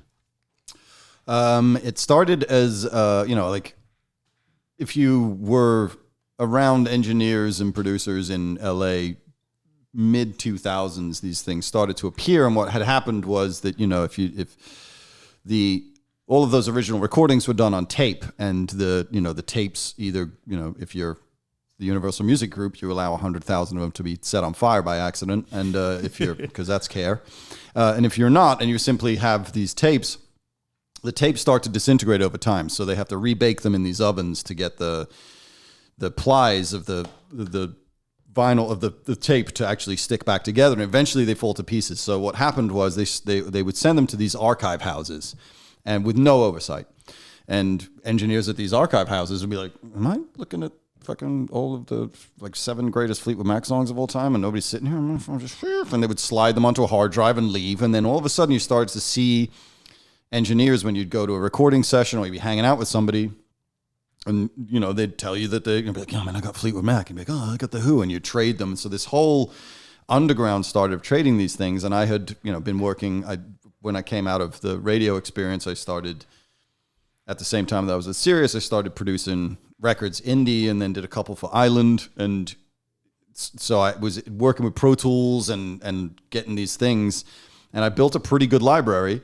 And when I was on Sirius with Jason Ellis, the skater, we did a show together, and when we were also in a joke band that started out as Tony Hawk's Taint Stick, and then became Taint Stick, and then went from Taint Stick to Death, Death, Die, because we got signed to the Cottonmouth Kings record label, and they proceeded to rip us off as labels do. So we broke up due to artistic differences, and then reformed the next day as Death, Death, Die, and then proceeded to get on the iTunes charts with these fucking ridiculous records that we made. And Jason would come to my house, and we would get high and be laughing our asses off, and he was a huge Pantera fan and a big Queen fan. So I would play him the bits, and I was like, we like this. I think people would dig this. He's like, "Yeah, dude, people would dig this." He's like, "Can they come?" Because he didn't understand. He was like, "Can you get them out of that machine and onto the radio?" And I was like, "Yeah, dude, it's easy. I'll just put them into a Pro Tools file." He's like, "Ah, mate." So I started doing the vocals with him on Sirius, and it was hugely successful. Oh, I didn't know that. And then I tried to do a full song with him. Just the vocals. So I tried to do a full song with him, and his ADHD didn't really allow for it. And so he was like, "Yeah, mate, let's just go back to doing the vocals." And I was like, "Cool, whatever you need." And then when I will put it politely, when I left Sirius, when I was invited to not work for the Sirius Corporation anymore, I immediately called my buddy Andy, who was over at a place called The Sound, and I said, "You guys posit yourselves as the radio station for music fans." And I was like, "I think I have this fucking segment that could be really successful on that radio station." And I think that Mark, because it was Mark of Mark and Brian, was the morning show guy over there. They brought him back. And I was like, I think that Mark would be into it. So Andy went to Mark and told him about the thing. And Mark, bless Mark Thompson, is the single greatest gift in all of this stuff. He put me on the air sight unseen. He had no idea what I was going to do. And he said, "Yeah, bring him in." And I said to Andy, I was like, "What's Mark's favorite band?" And he said, "Marvin Gaye." And I was like, "Oh, dude, I got this." And it was Heard It Through the Grapevine. So I went in on a Thursday morning. And the way Mark tells it, he's like, look at me. I'm like your worst nightmare in radio. So I walk in and he's like, "The fuck is this creature?" And he said the moment that he knew that we were going to be okay was I flipped open the laptop and then I pulled out the white index card. And he looked at the white index card and was like, "Oh, this dude knows what he's doing." Nice. And then I proceeded to do Heard It Through the Grapevine with him. I get goosebumps talking about it, with him sitting next to me, and his brain, because Heard It Through the Grapevine is one of the greatest songs of all time. It's one of the greatest recordings of all time by some of the greatest players of all time and sung by one of the greatest voices of all time. It's the planet smasher entry gateway drug for the session. And he lost his fucking mind and was tearing up during the vocal. And then when I came off the air and I was done, he looked at me and he was like, "You're coming back every month to do this." And then the Sound, the program director of the Sound, hired me, and he went into Andy, and Andy and I had been friends since Y107 days. And he went into Andy, and he goes, "Oh, I got great news. I just hired Christian Hand full time, and he's coming on, and blah, blah, blah." And Andy looked at him and was like, "Congratulations, you've just hired the loosest cannon I have ever met in my life," and gave him keys to the building. And then I proceeded to make Dave Beasing at the Sound's life miserable for the 8 months I lasted at that radio station. And then they flipped. So while I was doing that, I was also making a record with somebody who then went on to become my girlfriend for Island, because that's a cliche that has to happen. So we would record all day, and I would tell her, I was like, I'm not one of these guys that, at first, this is my apartment, and secondly, I'm not somebody who records until 6 in the fucking morning. I'm like, this is a job. Show up at 10. If at 6 we feel like we got everything and we're good to go, We stop, we'll meet up the next day. I'm like, this is a job. And but if it's 6, we're still going. I'm not going to be like 6 o'clock, stop being inspired. You know, we'll just go until the inspiration stops. But, you know, and she was like, cool. So we'd finish at like 8. And on like the end of week 1, she was like, what do you do after I leave? And I was like, I just get high and listen to music and fuck around. And she was like, well, can I sit and do that with you? And I was like, yeah. So we'd get high and I started showing her things. And we were hanging out one day and she looked at me and she was like, it's a real bummer to me that we can't invite your friends and my friends into your apartment to sit and watch you do this. She's like, because I get a private show every night that's amazing. And I was like, you really think anyone would give a fuck? And she was like, dude, this would be really cool if you did this as a live show. And then at the same time, I'd sort of had the idea because I had gone to see this guy do a Beatles presentation, and it wasn't particularly, you know, it was difficult to be. I won't talk shit about it. It was, he does it his way, and one of the things I learned from his presentation was that it was all a PowerPoint, and it was scripted. And I could feel that it was something that he'd done a bunch of times. So it wasn't exciting and it didn't feel dynamic, which is what it should feel like if you're talking about the greatest recordings and you're talking about music, which is so spiritual and so important. And it was a PowerPoint presentation. But one of the things that I noticed was he didn't have stems or tracks, but he had outtakes from those anthology series, like where there'd be like B versions and talk in between songs, and he would play those. And I watched the audience like re-engage because they were hearing something they hadn't heard before. Yeah. And I was like, oh, 2 things. A, this has to be improvised from the moment I walk on stage. This can't be scripted. I have to be as unaware of what's about to happen as the audience is, because that will keep it exciting. Even if I have to do a song like, you know, Bohemian Rhapsody, which I've done 20 times, and I still haven't done the perfect Bohemian Rhapsody show. And the other thing I need to do is to understand how important people hearing these things are. Yeah. And the things have to be given the time that they need to be. You know, there are examples on YouTube of people doing this, and they talk over the vocals, and they talk over, and I'm like, you can't do that. So I learned 2 things, and then, so I was at the sound, and I went to the program director of the sound, and I was like, hey, I want to do a show at Atwater Village at Swing House, which was our friend Phil's place, which was beautiful. And I was like, I want you guys to rent, because I can't sell tickets, because I don't know what I'm going to be selling tickets to, because I don't know what this is going to be. I know that I'm going to have a screen with a Pro Tools thing and then I'm going to play the songs and talk. And I have a white index card. I don't know what it's going to be like.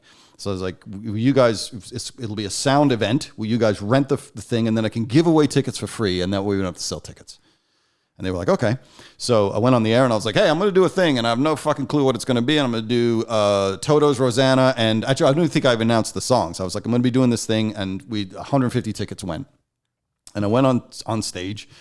And I did Heard It Through the Grapevine first, and then went back to the green room, and I was vibrating because I was like, this is it. Yeah. This is the thing that I've been dying to find my entire life, because this is all the things that I care about. This is all the things that I want to do. I love making people laugh, because as a traumatized human being, there's nothing better than getting people to not be traumatized. And I get to be a music fan, and I get to like show people how much I love music and how much they love music, because they're going to be re-engaged. None of the songs I do are deep album cuts that nobody's heard before. Yeah. You know, unless you show up for a Queen Terror, where I'm getting you to fucking come to learn how amazing Pantera are by rewarding your patience for the first hour with some Queen.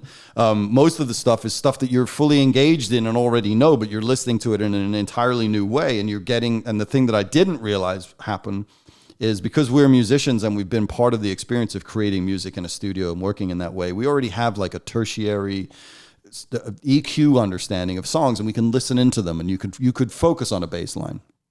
One of the things I didn't realize that I would do with this thing is teach people that skill. And so much feedback I get from people is like, I can now hear things in songs in a way that I couldn't before. And it was a transferable skill from song to song. They're like, dude, I can hear bass lines where before I couldn't find a bass line, because all they needed to know was where that bass line sat in what they were listening to. And then the nice thing about the Jammcard ones was how many people, like Phil Lassiter, every single time would be like, dude, I got to go to the studio. I'm so fucking inspired. And then the other thing of like Phil's favorite thing was like, bro, I'm going to start leaving mistakes in. Yes. He's like, I'm going to stop fucking fixing everything. He's like, these motherfuckers had mistakes on his bum notes. There's people slipping out of time. I'm like, yeah, dude, humanity. So the whole thing rewarded everything that I cared about as far as music was concerned, and also was,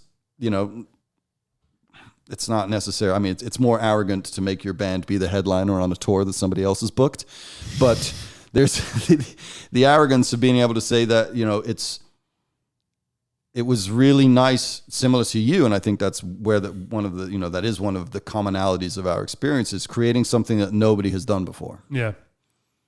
Because I can't fit into a Jello mold, man. I couldn't even be a fucking radio. I couldn't be on the radio, dude. I went to the Sound, and my first day on the air when they hired me full time, my Facebook status was, "Have you ever felt like you don't belong somewhere?" Wow.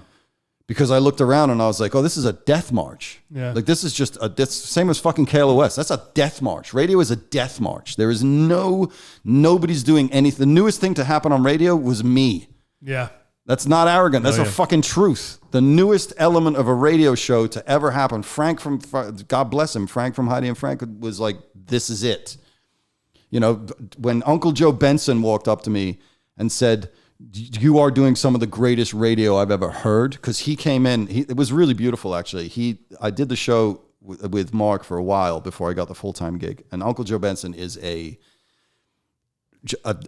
just a statuesque figure in radio history. And I would walk into the studio and I'd just look at him and be like, Warren Zevon. He'd be like, "Oh, Warren, I remember doing 3 hits of Brown Acid with Warren Zevon in a van driving back from every single one." He had a fucking story for. Amazing. That was just insane.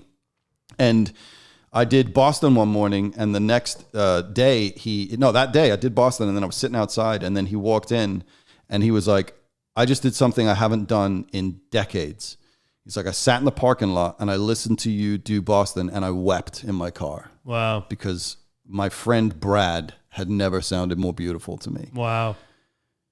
And I was like, the same thing with Mark Thompson. I was like, when these dudes who have literally seen all of it are walking up to you and being like, "That is fucking, what are you doing?" I knew that I was onto something. Yeah. And I had to, I think that's the hardest part of the entire journey. Like, so much of me is like, man, I wish I was fucking, just give me 10 years. If I was 43 right now instead of 53, and I had 10 more years of this, because I'm not going to be doing this at 63. I'm not the fucking James Lipton of music. And I was like, if I just want to be fucking 43. But the idea of like, it took to 45, which is when this thing really started, to carve out a place that was uniquely mine, because I couldn't find any other place to fit. I'm like a broken jigsaw puzzle piece. Hence, because I couldn't find a job. Radio, I was like, I can't be in a fucking on-air studio like a fishbowl playing the sound. I walked into the second week I was on the air at the fucking Sound. I walked into the program director's office and I said, "How many songs are in our library?" Because I've been here for 2 weeks.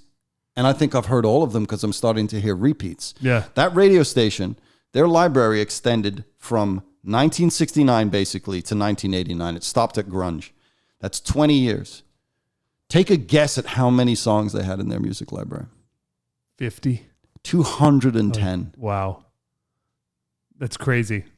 That's 20 years of the richest history of music. And there's 200. And there's that's 10 a year. 10 a year. It's all just number ones. One a month? It's just one number ones, just recycling. Yeah.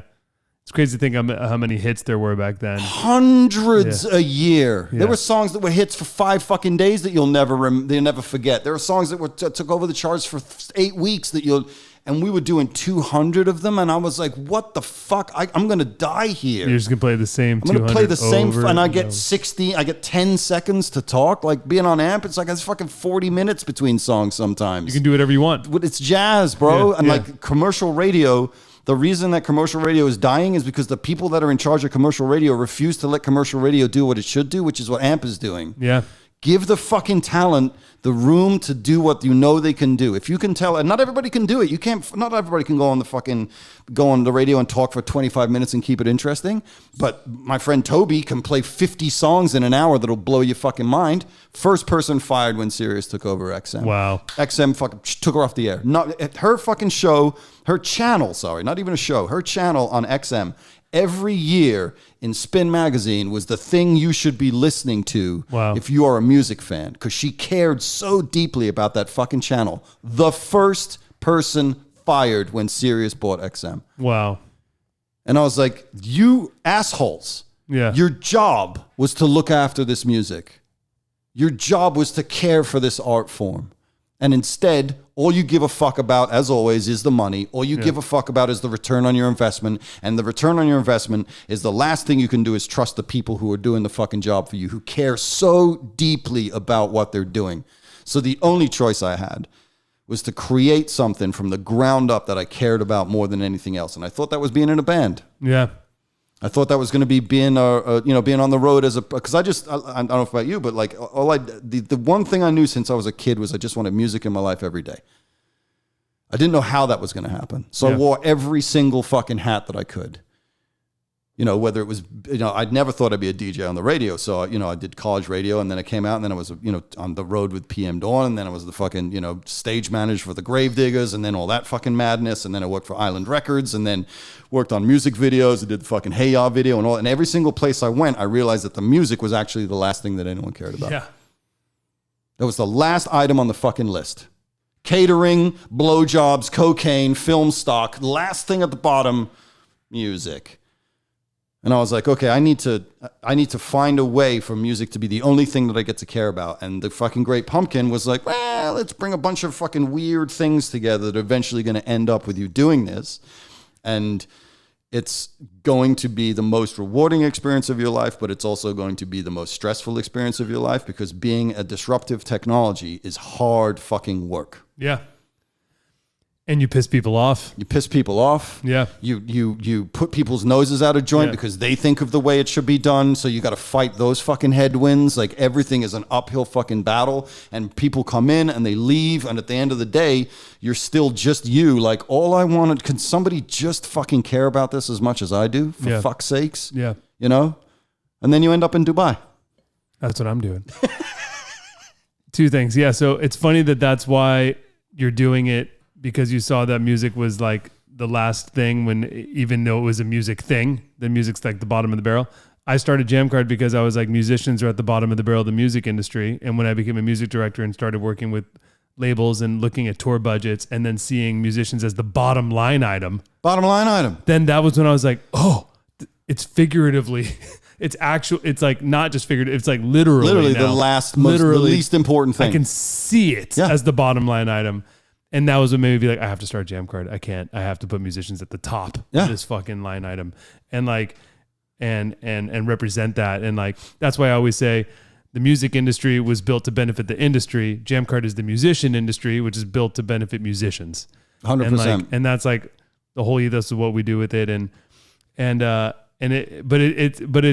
It's awesome that here you are now and you're like, bringing life back to a lot of these artists that are gone, right? Like that's the heavy, like him listening to Boston, right, and crying because these voices or these people that have died, like it's so emotional hearing you do the session. Soundgarden, Chris Cornell vocal would rip your heart to shreds. It's unbelievable. Bowie, unbelievable. MJ, like all of them, any of those at Prince. I mean, the Prince session with Wendy was fucking 3.5 hours. Yeah. And at the end of it, when we're playing the vocal, you can hear people crying in the crowd. Yeah, it's insane. It's insane. What you do is so beautiful because you make people feel, right? And you honor these artists and these musicians like at the highest level. And so many of them are people that are songs that maybe they are in the 210 song catalog, but they're just thought of as this like, oh, this song that I've heard 1,000 times, and then oh yeah, I love this song, but whatever. It's I hear it when I'm at Starbucks. When people are like, can you come and do a session? You pick the song. Yeah, it's always going to be Hollywood Nights. Yeah, so good. The vocal's unbelievable. Yeah, and it's one of those where you're like, Bob Seger's a badass. And you're like, yeah, man, he's fucking Bob Seger. There's a bunch of songs. And you're like, yeah, I know that song. Yeah, and it's a bunch of his shit's in the Sold Me Some Trucks, and it's all in the great song canon of America. And then you hear that thing, and you're like, oh, so it's like the Bee Gees. Yeah. Like I didn't value that as high as it should. Doing Devo over the weekend with Mark Mothersbaugh and rooms packed with Shepard Fairey was like, dude, I've heard Satisfaction a million times. I'm a huge fan. I knew that song was important. Now I understand that song is a fucking work of art. I'm like, the fact that this band is not in the Rock and Roll Hall of Fame is a fucking crime, dude. There's no Daft Punk. Yeah. You do all the building blocks and you let people feel like, oh, they can actually hear the vocal booth and you can hear how you can hear all the subtleties of it. And you can hear the work. You can hear the care because we know as musicians that we sweated over. I'm pissed that your fucking idiot lead singer changed 2 words. Anybody else would be like, who gives a fuck, dude? It says every day in rain. Who cares? It's like, no. I had to sit there and take fucking Greg's lyric from fucking, you thought you knew me the time your mama blew me and fucking be like, no. You know, like it just... So that's the thing is like to show people that, you know, I mean, I tell them, I was like, you know, music is the only art form where you can unpaint the painting. Yeah.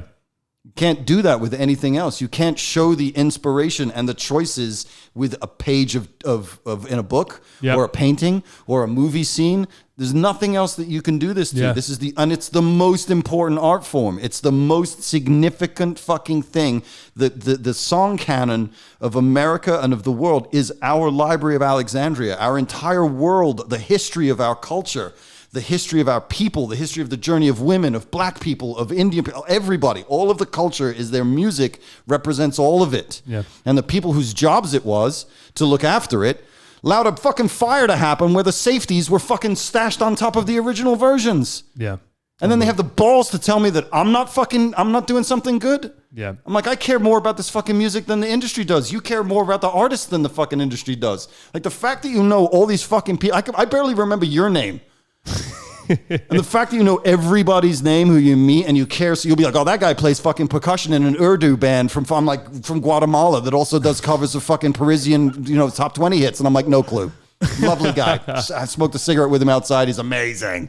Great lad. Yeah. Francois is outrageous. You know all of them and you know everything that they're doing. It's like that is your care for the industry. And I think it's really unique actually. And it's interesting that we're both drummers. Hey, there's a through line there with the drummers. You know, like we were in support from day one. We chose not to be the front man. I was thrust into being a front man. I never wanted to be a lead singer.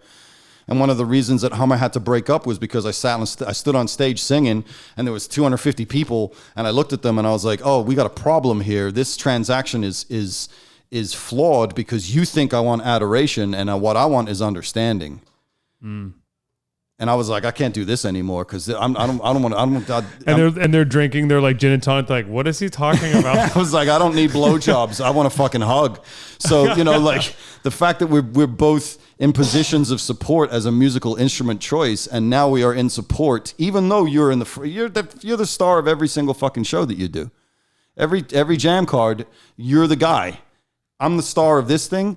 We are reluctantly that person because we're constantly being like, hey, here we go. And then we take the spotlight and angle it at somebody else. We're constantly shining the spotlight on everybody else. Constantly. And that's, to me, that's the real beauty of what it is that we've chosen to, or has been chosen for us to do, if you want to put it in hippie bullshit Burning Man terms, is that if you look at the journey, we didn't choose this. Yep. Yeah. We didn't choose it. We evolved into it and kind of unlocked it. Because we had no other choice. Yeah. The choices were sort of like taken away from us. Like it was like all the bits that weren't the statue were chipped away and then you're left with a big pair of balls in marble in front of you. That's how I feel. Yeah. I feel the same way. David's balls. We're both super lucky to be able to do what we do and to be where we're at right now and just to be able to care as much as we do, and people care that we care, and that's why people support what we do. And it has a gravity to it. Yes. That has a gravity to it, and it's self-policing because the people that come in that don't care as deeply about it, that think of it from other perspectives, they get spun off out of the fucking pure, you know, the gyroscopic gravity of the whole thing. If you're not in it for the same reasons that we're in it for. But that's why right now, without getting too descriptive, please. I think that you are. I think that you've hit the edge of this next level. Like you went from this level with the session, you went from this level to this level to this level, this level to this level, and I think right now you're here, right? And you're like on a breakthrough zone. Your head's fucking stuck up against it right now. And there's people that are above that are like standing on it and holding you fucking down right now, or trying to, right? They're trying to be like, no, or only yes if I own it, right? Or whatever it may be. And I think that that's why you just got to keep fucking going and keep pushing and keep being resilient, because you're going to break through that, because you do have the support of everyone that cares about how much you care and what you do and how you affect them. So you're going to break through that. And there's going to be a shitload, right now there's pressure building right there, right? Yes. And you're going to a shitload of it. Yeah. And you're going to break through that fucking thing, dude. And you're going to have the right people supporting you, and they're already all lined up, including me, and including people that love you, people on my team, you're in our family, and other teams that we all admire, that acknowledge what you do and admire what you do and love you and are good people. So they're all there, right? Like on the other side, just being like, you're ready to help, like pull you up and catch, but you just got to fucking break through this pressure, hold your shit together while you're going through it so you don't fucking lose your mind, right? Or have a heart attack. Get that blood pressure down. And then it's going to be the next level for you is going to be fucking insane, man. It's going to be amazing. I feel like it's going to be your most blissed out phase, because I think it'll finally give you the access to do what you want to do, which is just to have the rights to do these songs, because what you're doing is benefiting them and benefiting the asset holders that own, or the shareholders that own those assets. You're only helping them. And I think once that is fully fucking realized, your whole life's going to change and the session's going to change for the better. And it's going to feel good. And it's going to feel real good. You just got to get through this fucking point right now. And know that it's there. And it's the same. I've gone through that, not literally haven't gone through this with the session and everything, but like with Jammcard phases or whatever, whenever I know that it's like, oh, this is a really fucking hard moment. I feel like it happens like every couple years, where it's like, there'll be like, oh, everything's going good. And then we'll get to a point where it's like, oh, fuck, I got to figure some shit out right here, because it's whatever, it's growing pains, or it's just world crisis is, or whatever it is, right? Even though the most recent COVID world crisis, I think, ended up being quite a beneficial thing for you, even though it sucks. That was a game changer, because you couldn't do shows, but then you go into Instagram and getting hundreds of thousands of followers on different platforms, and everyone and then like your idols coming in and chiming in and interacting with you on it, because that's what happened. Christian started doing the session on Instagram when COVID hit and you were fucking stuck inside your apartment, as we all were stuck wherever we were. He started streaming it for the first time, because he never would. And it fucking blew up. Shit virally, organically blew up. And you have like Jimmy Jam to John Mayer in the fucking comments. Nile Rodgers while I was doing a Chic one, dude. So I have the video of my face as I see fucking Nile Rodgers, and he's like, literally like, what's going on here? Yeah. And I was like, oh, Jesus fucking Christmas cakes. Yes, it was the comment floats away. I was like just watching it go up. Stop commenting, everybody. Keep that commenting. It was beautiful the night with, the first time we did Prince with Wendy in the room, and the last playthrough of the song, the chat room just filled with purple hearts for 4 minutes. And it was just like so sick. This really unique, beautiful experience. Yeah. And I definitely would have not been on the trajectory that I'm on because of that. And that's the hardest part, right? Is to continually be, because at a certain point you have to just remind yourself, because the other reminders from outside aren't enough. And this point is the hardest struggle with this thing that I'm doing that I've experienced in the 6 years that I've been doing it full throttle.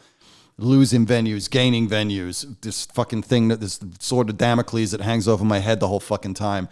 Having people come and go, but then weekends like last weekend where I'm doing it with fucking, Mark Mothersbaugh of Devo, who I can see that his understanding of his own music is changing, because he hasn't allowed himself to feel this about his own work.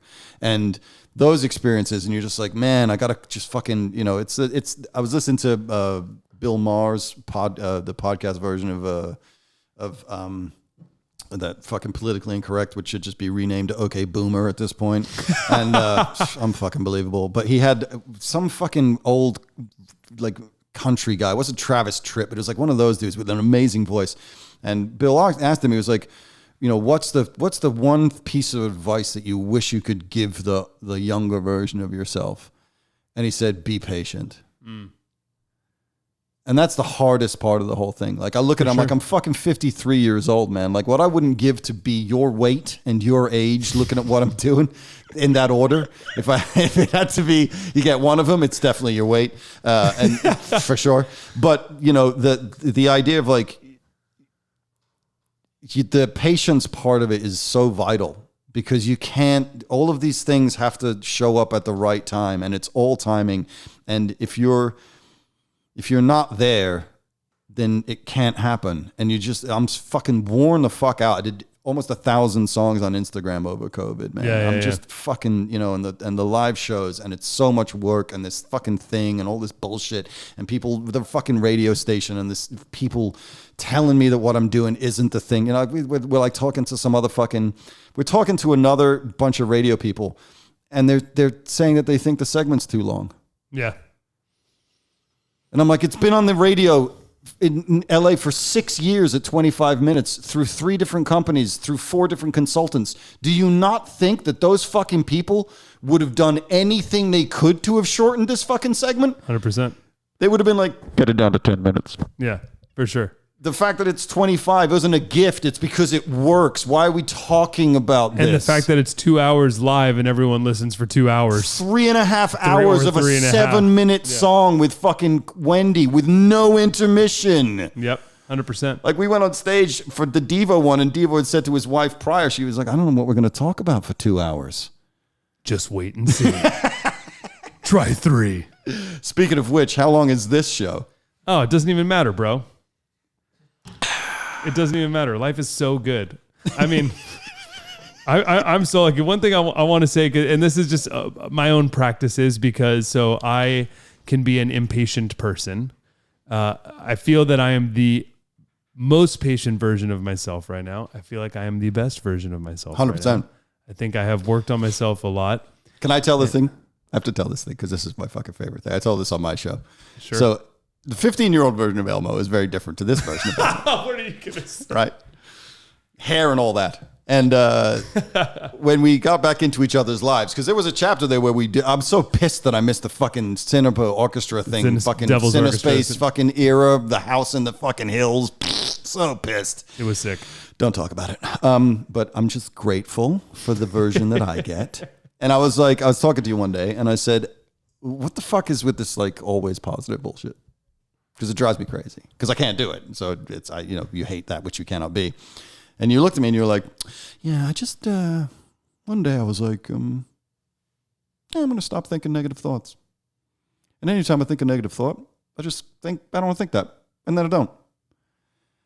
And it's like, I tell people, it's like those fucking paintings that are a bunch of dots and then it suddenly becomes a sailing ship. And I was just like, you can do that? I can't. I don't know what it is. I don't know, maybe I don't know if it's willpower or whatever, but the fact that is something that you actively did, and your life as it sits right now is a fucking evidence of that. And the people that are around you and the attitude and the vibe and all of that Sunday service fucking Jammcard that you had a few months back, after all of the COVID experience, was one of the most beautiful musical experiences I'd ever had. Because it's that gospel business, which is just ridiculous. And it's their version of the gospel business, but it was the gathering of all of us after almost 2.5 years of not going to Jammcards once a month and not hanging out and seeing everybody, and D Mills and fucking all those dudes and Big Smiles and just what, and the big smiles. And that's your creation. That's the thing that you have brought into being, and it's because it's top down. It's why the fucking radio stations are miserable, because everybody at the radio station and the people at the top are miserable. The record labels, most of them are miserable because the people at the top are miserable. The thing that you have built is full of joy and love, because you are full of joy and love. You are literally Elmo. It's really fucking, you should just have a big red Elmo suit that you just fucking show up in, because it really is, you bring such joy. And I think I'm either the Count or I'm Cookie Monster. And I'm trying to work out which one I am. I think you were the Count and you're transitioning into Cookie Monster. Oh, can I be Oscar the Grouch and become Cookie Monster? All right, I'm in. Thank you, Vegan man. cookies with no sugar and fat added so that I don't have to put any weight on. I appreciate that. What I would say is see, here's a new theory of mine. I was talking to a friend about your resting caloric burn, right? So essentially we burn calories every day by just sitting around and doing absolutely nothing. But we burn different amounts of calories depending on genetics and other things, but especially depending on how much muscle you have and how physically active you are in general. So the more physically active person, by default, even if they're sitting around and they take 3 days, 5 days off, at resting burns more calories. So your body just gets used to it. Your body just adapts and it's just like, I'm okay. Oh, you're an energy whether or not you're walking or you're drumming or whatever it is that's physically active, that has a huge impact on then what will just happen for you for weeks. Even if you take 3 weeks off from working out or whatever, you'll burn higher than the person that does absolutely no physical activity. Right. So I feel like you can train your body. It's like muscle memory. Same thing with drumming. The more you drum, the better your technique gets, the better you get. Even if you don't play for 2 years and you pick up your sticks, you're going to be much better than someone that never played. Right. Or same with, I've started boxing recently and I'm like starting to see like, oh, my technique is starting to get there to where I can actually feel like, oh, I did this right. Instead of just, right, or whatever it is.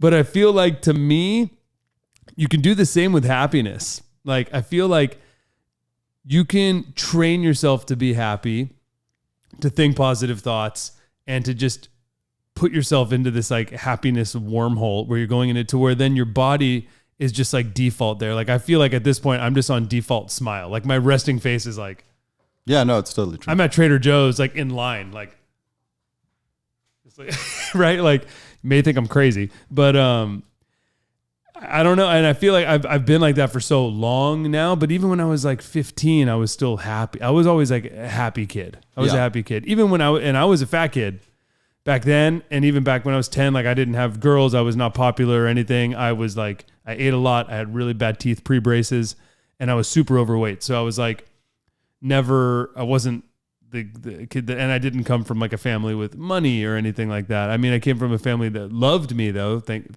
Thankfully.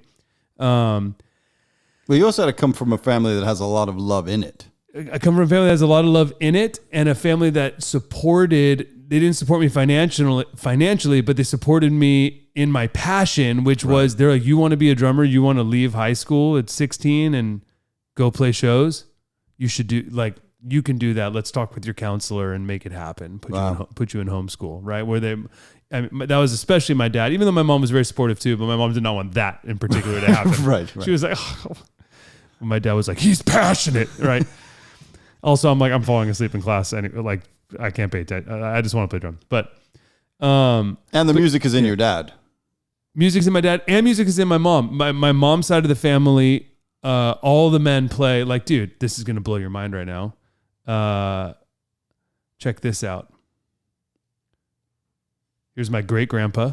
Oh, I saw this photo. Isn't that insane? It's incredible. Here is like, look at this, dude. That's amazing. It's my family in like 1930. It looks like it was shot yesterday and then a black and white filter was put on it. It's amazing. Look at this one. Yeah, dude. Anyways, my point is, that's my mom's side. So music in my blood on my mom's side. My mom doesn't play, but all of the men did on that side of the family. And same thing on my dad's side. My dad plays. His brother, my uncle, like my brother plays, obviously.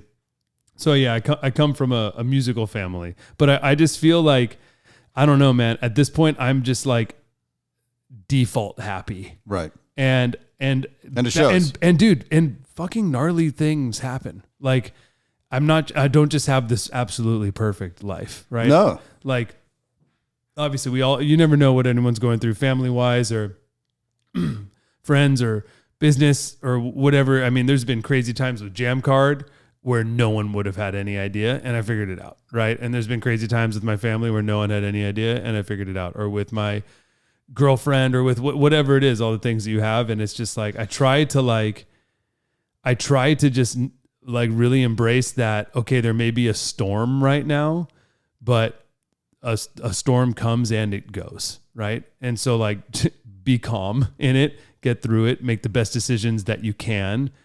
don't tell everyone that you're in a fucking storm right now, right? And all this shit. Like, you won't ever see me really doing that. I mean, like, Christian and Bass, what's up, my guys that are right here, talk to me all day, every day. Right. So they would know if I'm like, God damn it, right, or whatever, right? Like, and I try to, like, obviously, I'm not saying hold in your problems. I talk to people. I'm honest, right, about, especially to my trusted people, to get out if there's a hard situation. And I have, thank God, mentors and advisors in my life. When I have a difficult problem, I bring it to them, whether or not it's personal or it's business, right?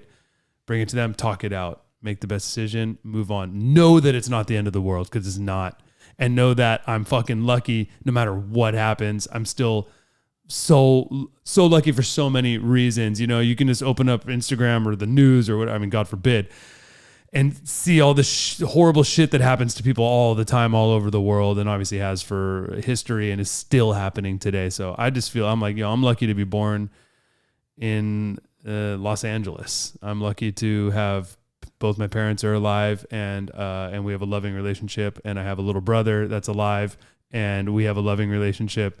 My grandma, it's a miracle that she's alive, especially right now. She fell down recently, was in the hospital, and we went and saw her, and it was like, I was like, that's it. Like, my dad and I, was super heavy, and then she's fine. I'm going to take her to lunch on Sunday. And it doesn't make sense. That doesn't make sense. Very grateful for that. Grateful to be able to make, look, you make a living doing what you're doing, right? And you're an entrepreneur, and no one else does what you do, which makes it really hard to make a living. If you do something that no one else does, it's really hard to make a living in that. And you do. You pay your rent. You got your car, you got your everything. Of course, you have goals to make it bigger, but you make your living doing what you're doing creatively. That's insane, bro. You don't have the office job. You don't have to fucking go to the radio station anymore. You know my dog. You don't have to, and I don't have to have a regular job, Jammcard. And I feel like, I can't speak on behalf of my team, but I feel like everyone on the team too. It's like, everyone's creative. We have a creative job where we like do what we love, and we get to do cool shit every day. And yeah, we work hard. You got to work hard at what you do. You can't just be like, I do something unique and then not work hard on it. Right. Nothing's going to happen. No matter what you do, you got to work hard on it. But so anyways, I'm just saying, I feel lucky even when, and even when shit storms hit me, like, you won't know it. My closest friends will, and the people that I trust to help me work through it will. But besides that, you won't see that on me. And I'm just constantly reminded, I constantly remind myself that no matter what happens with all this, I'm fucking lucky. And I think it's just that simple. And I also feel lucky to realize that I'm lucky. So yeah, I think this is my hippie bullshit. But. No, it's true though, because that's the thing, right? Like, everyone always talks about the fucking gratitude practice. And then so many of my fucking hippie burner friends are only grateful when things are good. You cannot be only grateful when things are good, and you cannot only be grateful on the gram. You have to be grateful to right. yourself. Right. And it's not just about being an influencer of happiness. I've been working through a lot, just to be open and honest on the show. I've been working through a lot with both of my parents right now. I think like getting older is a real thing. My dad's in his 70s. It is not for the faint of heart, as the famous quote goes. Yes. And as my dad says all the time, and I asked him yesterday, I was like, this is a very negative phrase. Can we stop? You've said it 1,000 times, but it is a good phrase, which is getting older is a series of losses. Wow. Right? And that's what my grandma told him. And that's what he's now telling me, even though I'm like, stop. Right. A lot more negativity from my grandma and my dad, but it's also generational. Sure. Generational. We weren't raised to be like, everything in life is good and happy. No, I'm English, like they were man. in fucking World War. We're the worst. My dad was in Vietnam. My grandma's husband was in World War II, and she lost both of her husband. So they've had hard lives, right? So but in working it out with my parents right now, I'm really trying to like help push positive spirit, and like, because like, yo, we're lucky. Like, let's do what we can. It's not always going to be exactly what you want, but like, let's figure out solutions, and like not just complain about things or be angry, because that doesn't do anything. And it's only your life. And that's the main thing I've been telling my dad. If he's like upset about this thing, or this thing, he's probably listening right now. So sorry, Dad, to be transparent about here, but I think there's a good lesson in there, which is cool. If you want to, like, let's say you want to avoid solving this problem that's in your life, you're the only person that's going to suffer from it. It's right. like, So, and to the people that are only being grateful on the gram or to social media that are probably gramtitude, maybe gramtitude. Oh my God. Maybe they're crippled inside. Yeah, you see it a lot on the gram. These people that are like, "Oh, be your best self," and blah blah whatever, and then but they're your homie, and you see them, and you're like, "Dude, I know for sure your shit's fucked right now. You were going off on me about it." All that matters is how you feel to yourself. That's all that matters. Like in everything that we do, hopefully you can influence love and support for the people that you care about and for other people, and that is if you can do that, that's a blessing. But no matter what, first and foremost is you. So like, what can you do to make yourself happier and feel whole and without even, you don't have to tell anybody about it.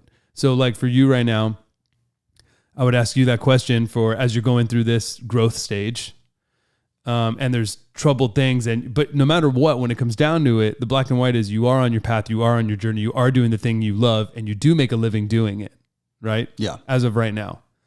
So what else could you do to make you happier as you're still on this journey that'll also encourage your patience? So you don't have to answer it, but just something to think about. Yeah, no, right? 100%. Because you got to be patient no matter what. You don't have the decision no or the privilege to just be like, no, this is going to happen tomorrow. We don't have that privilege, right? So what can you do to enjoy this daily, in the daily, as you're being patient, because you are on the right path right now. You definitely are. Yes. Yeah, that's that's I think part of when you get impatient is you're like, that you're on the right path.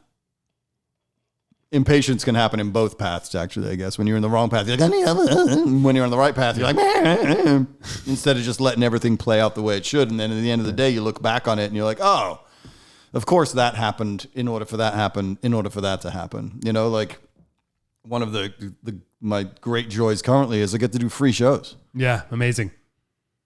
Like the Sunset Roses or the Sun Rose was like, hey, you can set the price at the door for whatever you want. I was like, oh, they're free then. You're not, and also just to put in perspective, you're not just doing a free show that gets packed from people that love what you do. You're doing a free show and your guest next to you is Mark Mothersbaugh, right, of Devo.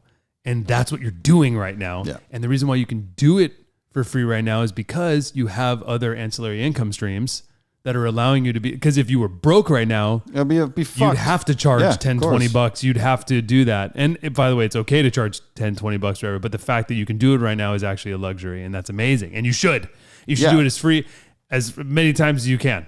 Because that adds to me part of the joy for me. Like I sat at the end of Saturday night and I was like, this is a free show. There it is. We just did 2 nights of fucking Devo songs. The second one is with Mark Mothersbaugh and Bob Margouleff. So sick. Yeah. Telling these fucking stories that nobody's heard in this way. Like Bob Margouleff and fucking Mark haven't even told the stories in this way before. You're unlocking that. You're allowing them to do that. By the way, you built a space for them to do that. He told the story after they did the Saturday Night Live, the appearance of Satisfaction. Well, 2 things on that. So first off, back in that day, you couldn't just do a cover. You had to get the permission from the artist in person. So he and Jerry Casale, oh my God, at 26 years old, got in their car in Ohio and drove to New York City. And at the end of it, in a fucking office, was Mick Jagger and their manager. And they had to sit there and put the needle on the fucking 45 of Satisfaction. Already recorded To have Mick Jagger do the Emperor's thumbs up or thumbs down on it. Wow. And he was like, the moment I knew he had it was when Mick Jagger like jumped up and started fucking dancing and was like this. And then, so this is the other thing. So forever I've been like talking about how, like Satisfaction is to me is like the ultimate Devo expression because it's a complete deconstruction of the original song. Yeah. And down to the point where it doesn't even have it doesn't have the riff in it, which is one of the most recognizable rock and roll riffs of all time. Or down, 100%. down, and that's not there. So they like deconstructed it so far that they removed this thing. And I'm sitting there with Mark before we did the thing. I went to Mutado and just hung out with him. And I was like, whose idea was it to not play the riff? And he goes, yeah, no, I just forgot.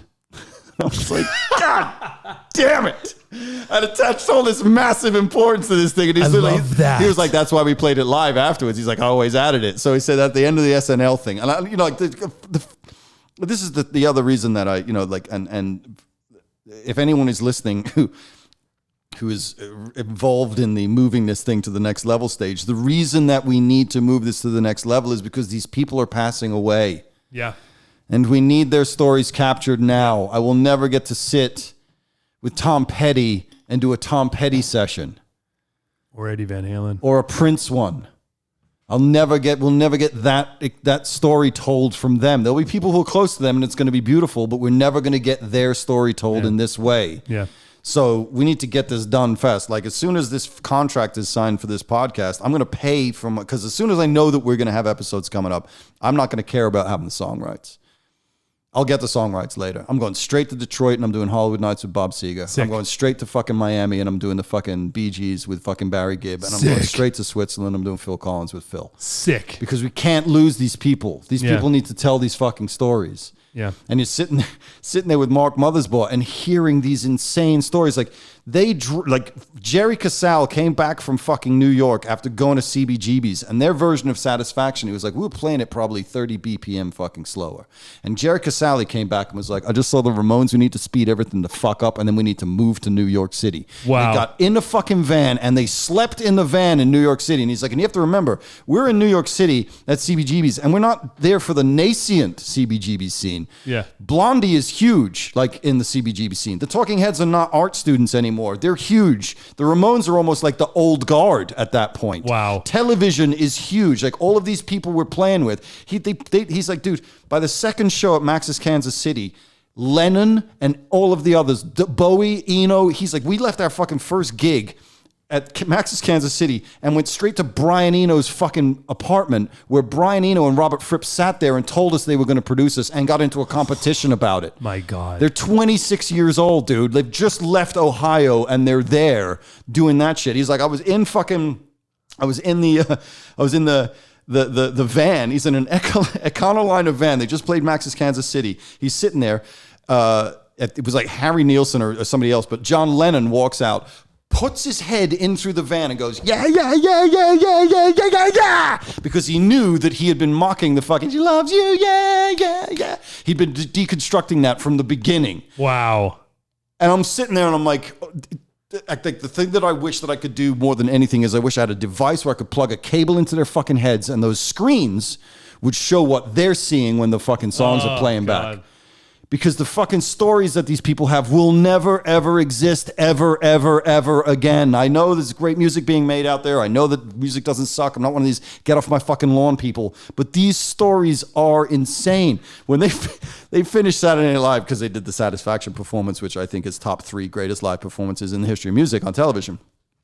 And before they went on, fucking what's his name, Lorne Michaels, like poked his head and was like, "There's going to be 20 million people watching you tonight. Don't fuck this up." Because that was when Saturday Night Live had 20 million people. Wow. Do you know at the peak of fucking Mork and Mindy, there were 60 million people watching that TV show? That's insane. Wow. They jerk themselves off if Game of Thrones gets like 6 million people. Yeah, They're like, that was a great fucking year. It's a fucking bukkake. It's bukkake. And meanwhile, 60 million people are watching 1/2 an hour comedy show. There was 3 channels. There were 3 channels. And it was also unbelievable television. And it was great. Yeah. It wasn't charity. Yeah. So they played on SNL in the peak of the fucking SNL, that first cast, which is the greatest cast of that show. Yeah. There were great casts afterwards. It's the Planet Smashers, dude. Yeah.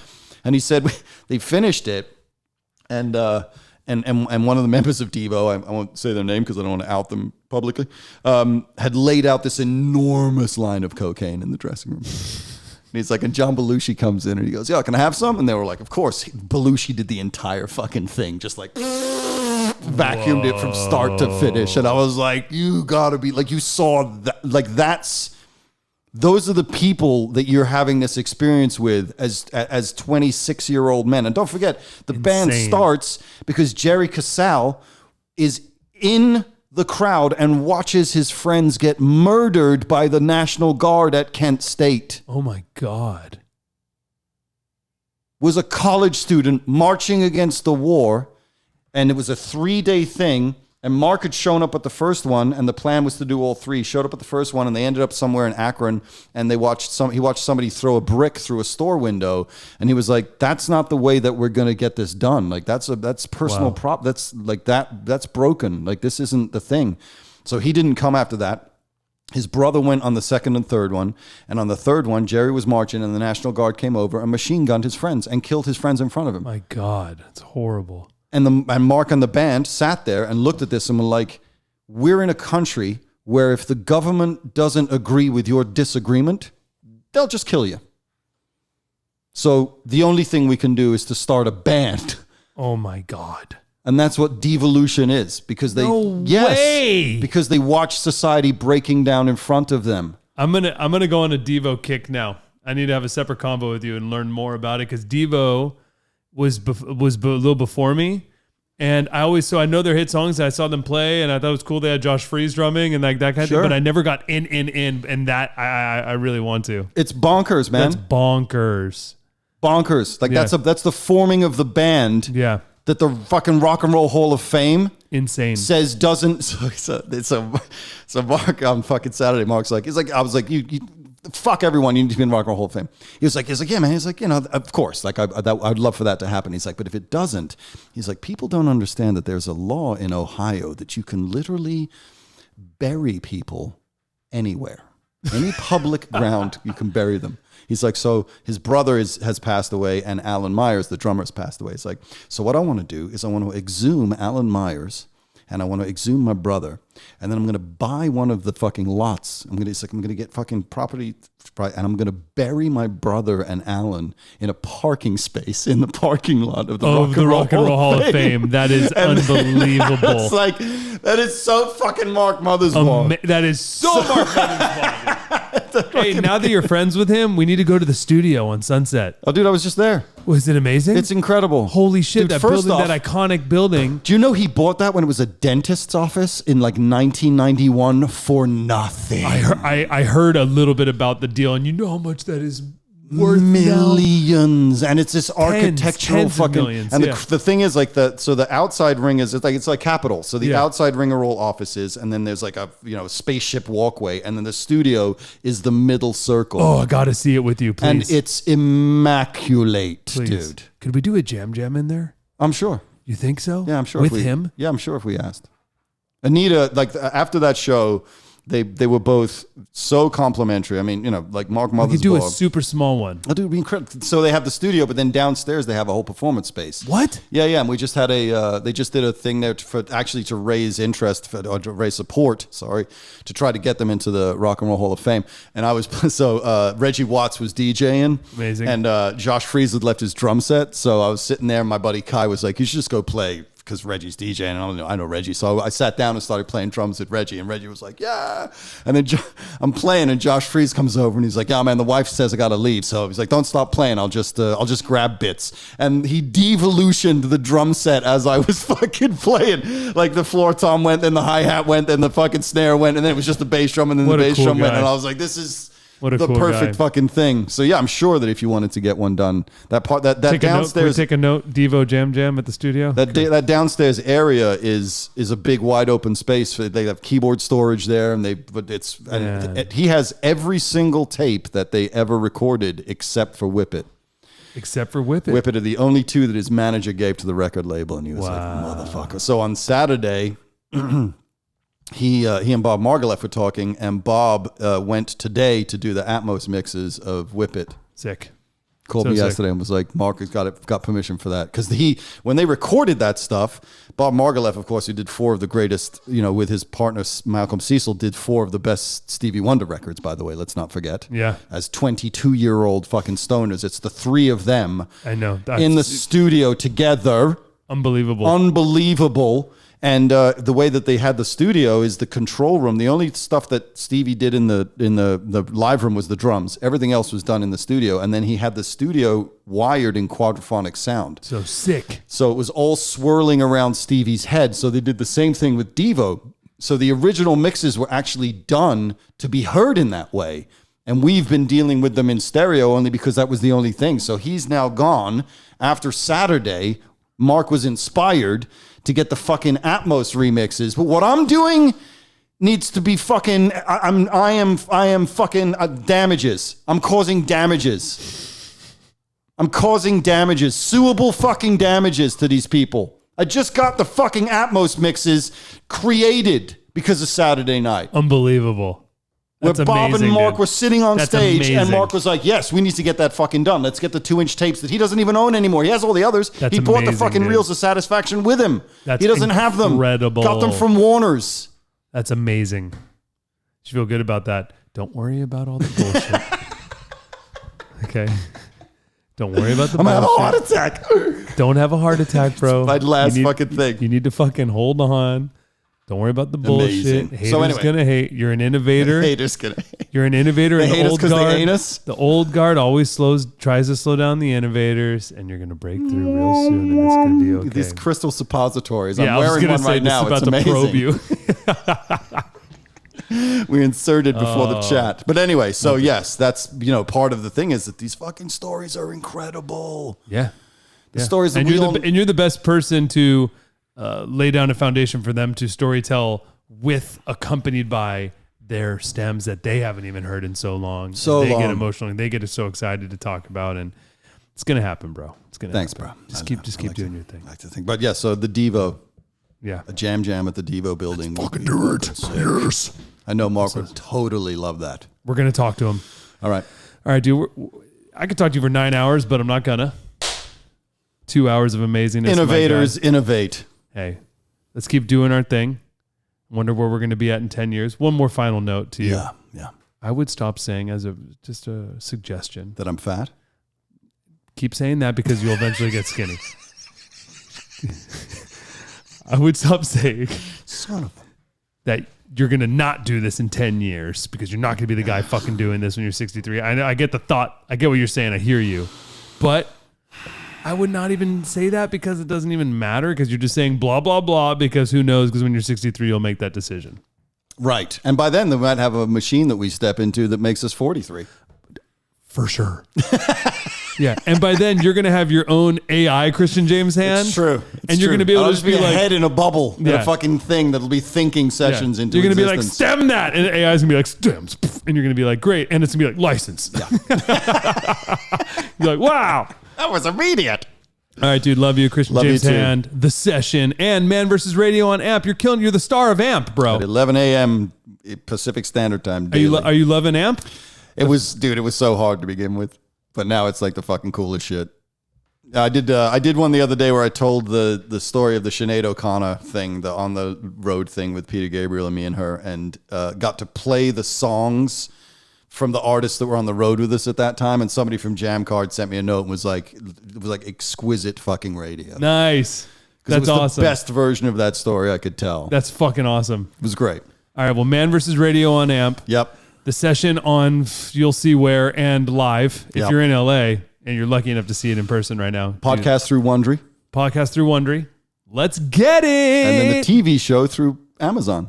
Let's fucking go. We can talk about this? Yeah. No, that's what needs to happen. We need to crush Song Exploder. Yeah, let's fucking. Oh, dude, there's no competition. I know. That's why we have to. Everyone was Song like, Exploder is so boring. Netflix I was can't like, even we can't watch do it. it. We already have a version of something that uses IP similarly. And I was like, okay, It's okay. Fuck them.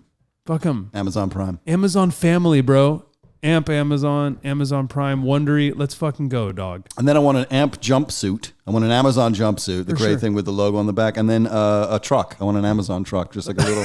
I want to show up at all the gigs. Prime truck? Yeah, I want a Prime truck. I want to show up To at the load your gigs and shit? load the gig out of a fucking Prime truck. Too much to ask? I don't think so. I think we can get it for you. I'm going to make a couple calls. Please. Love you, bro. Love you too.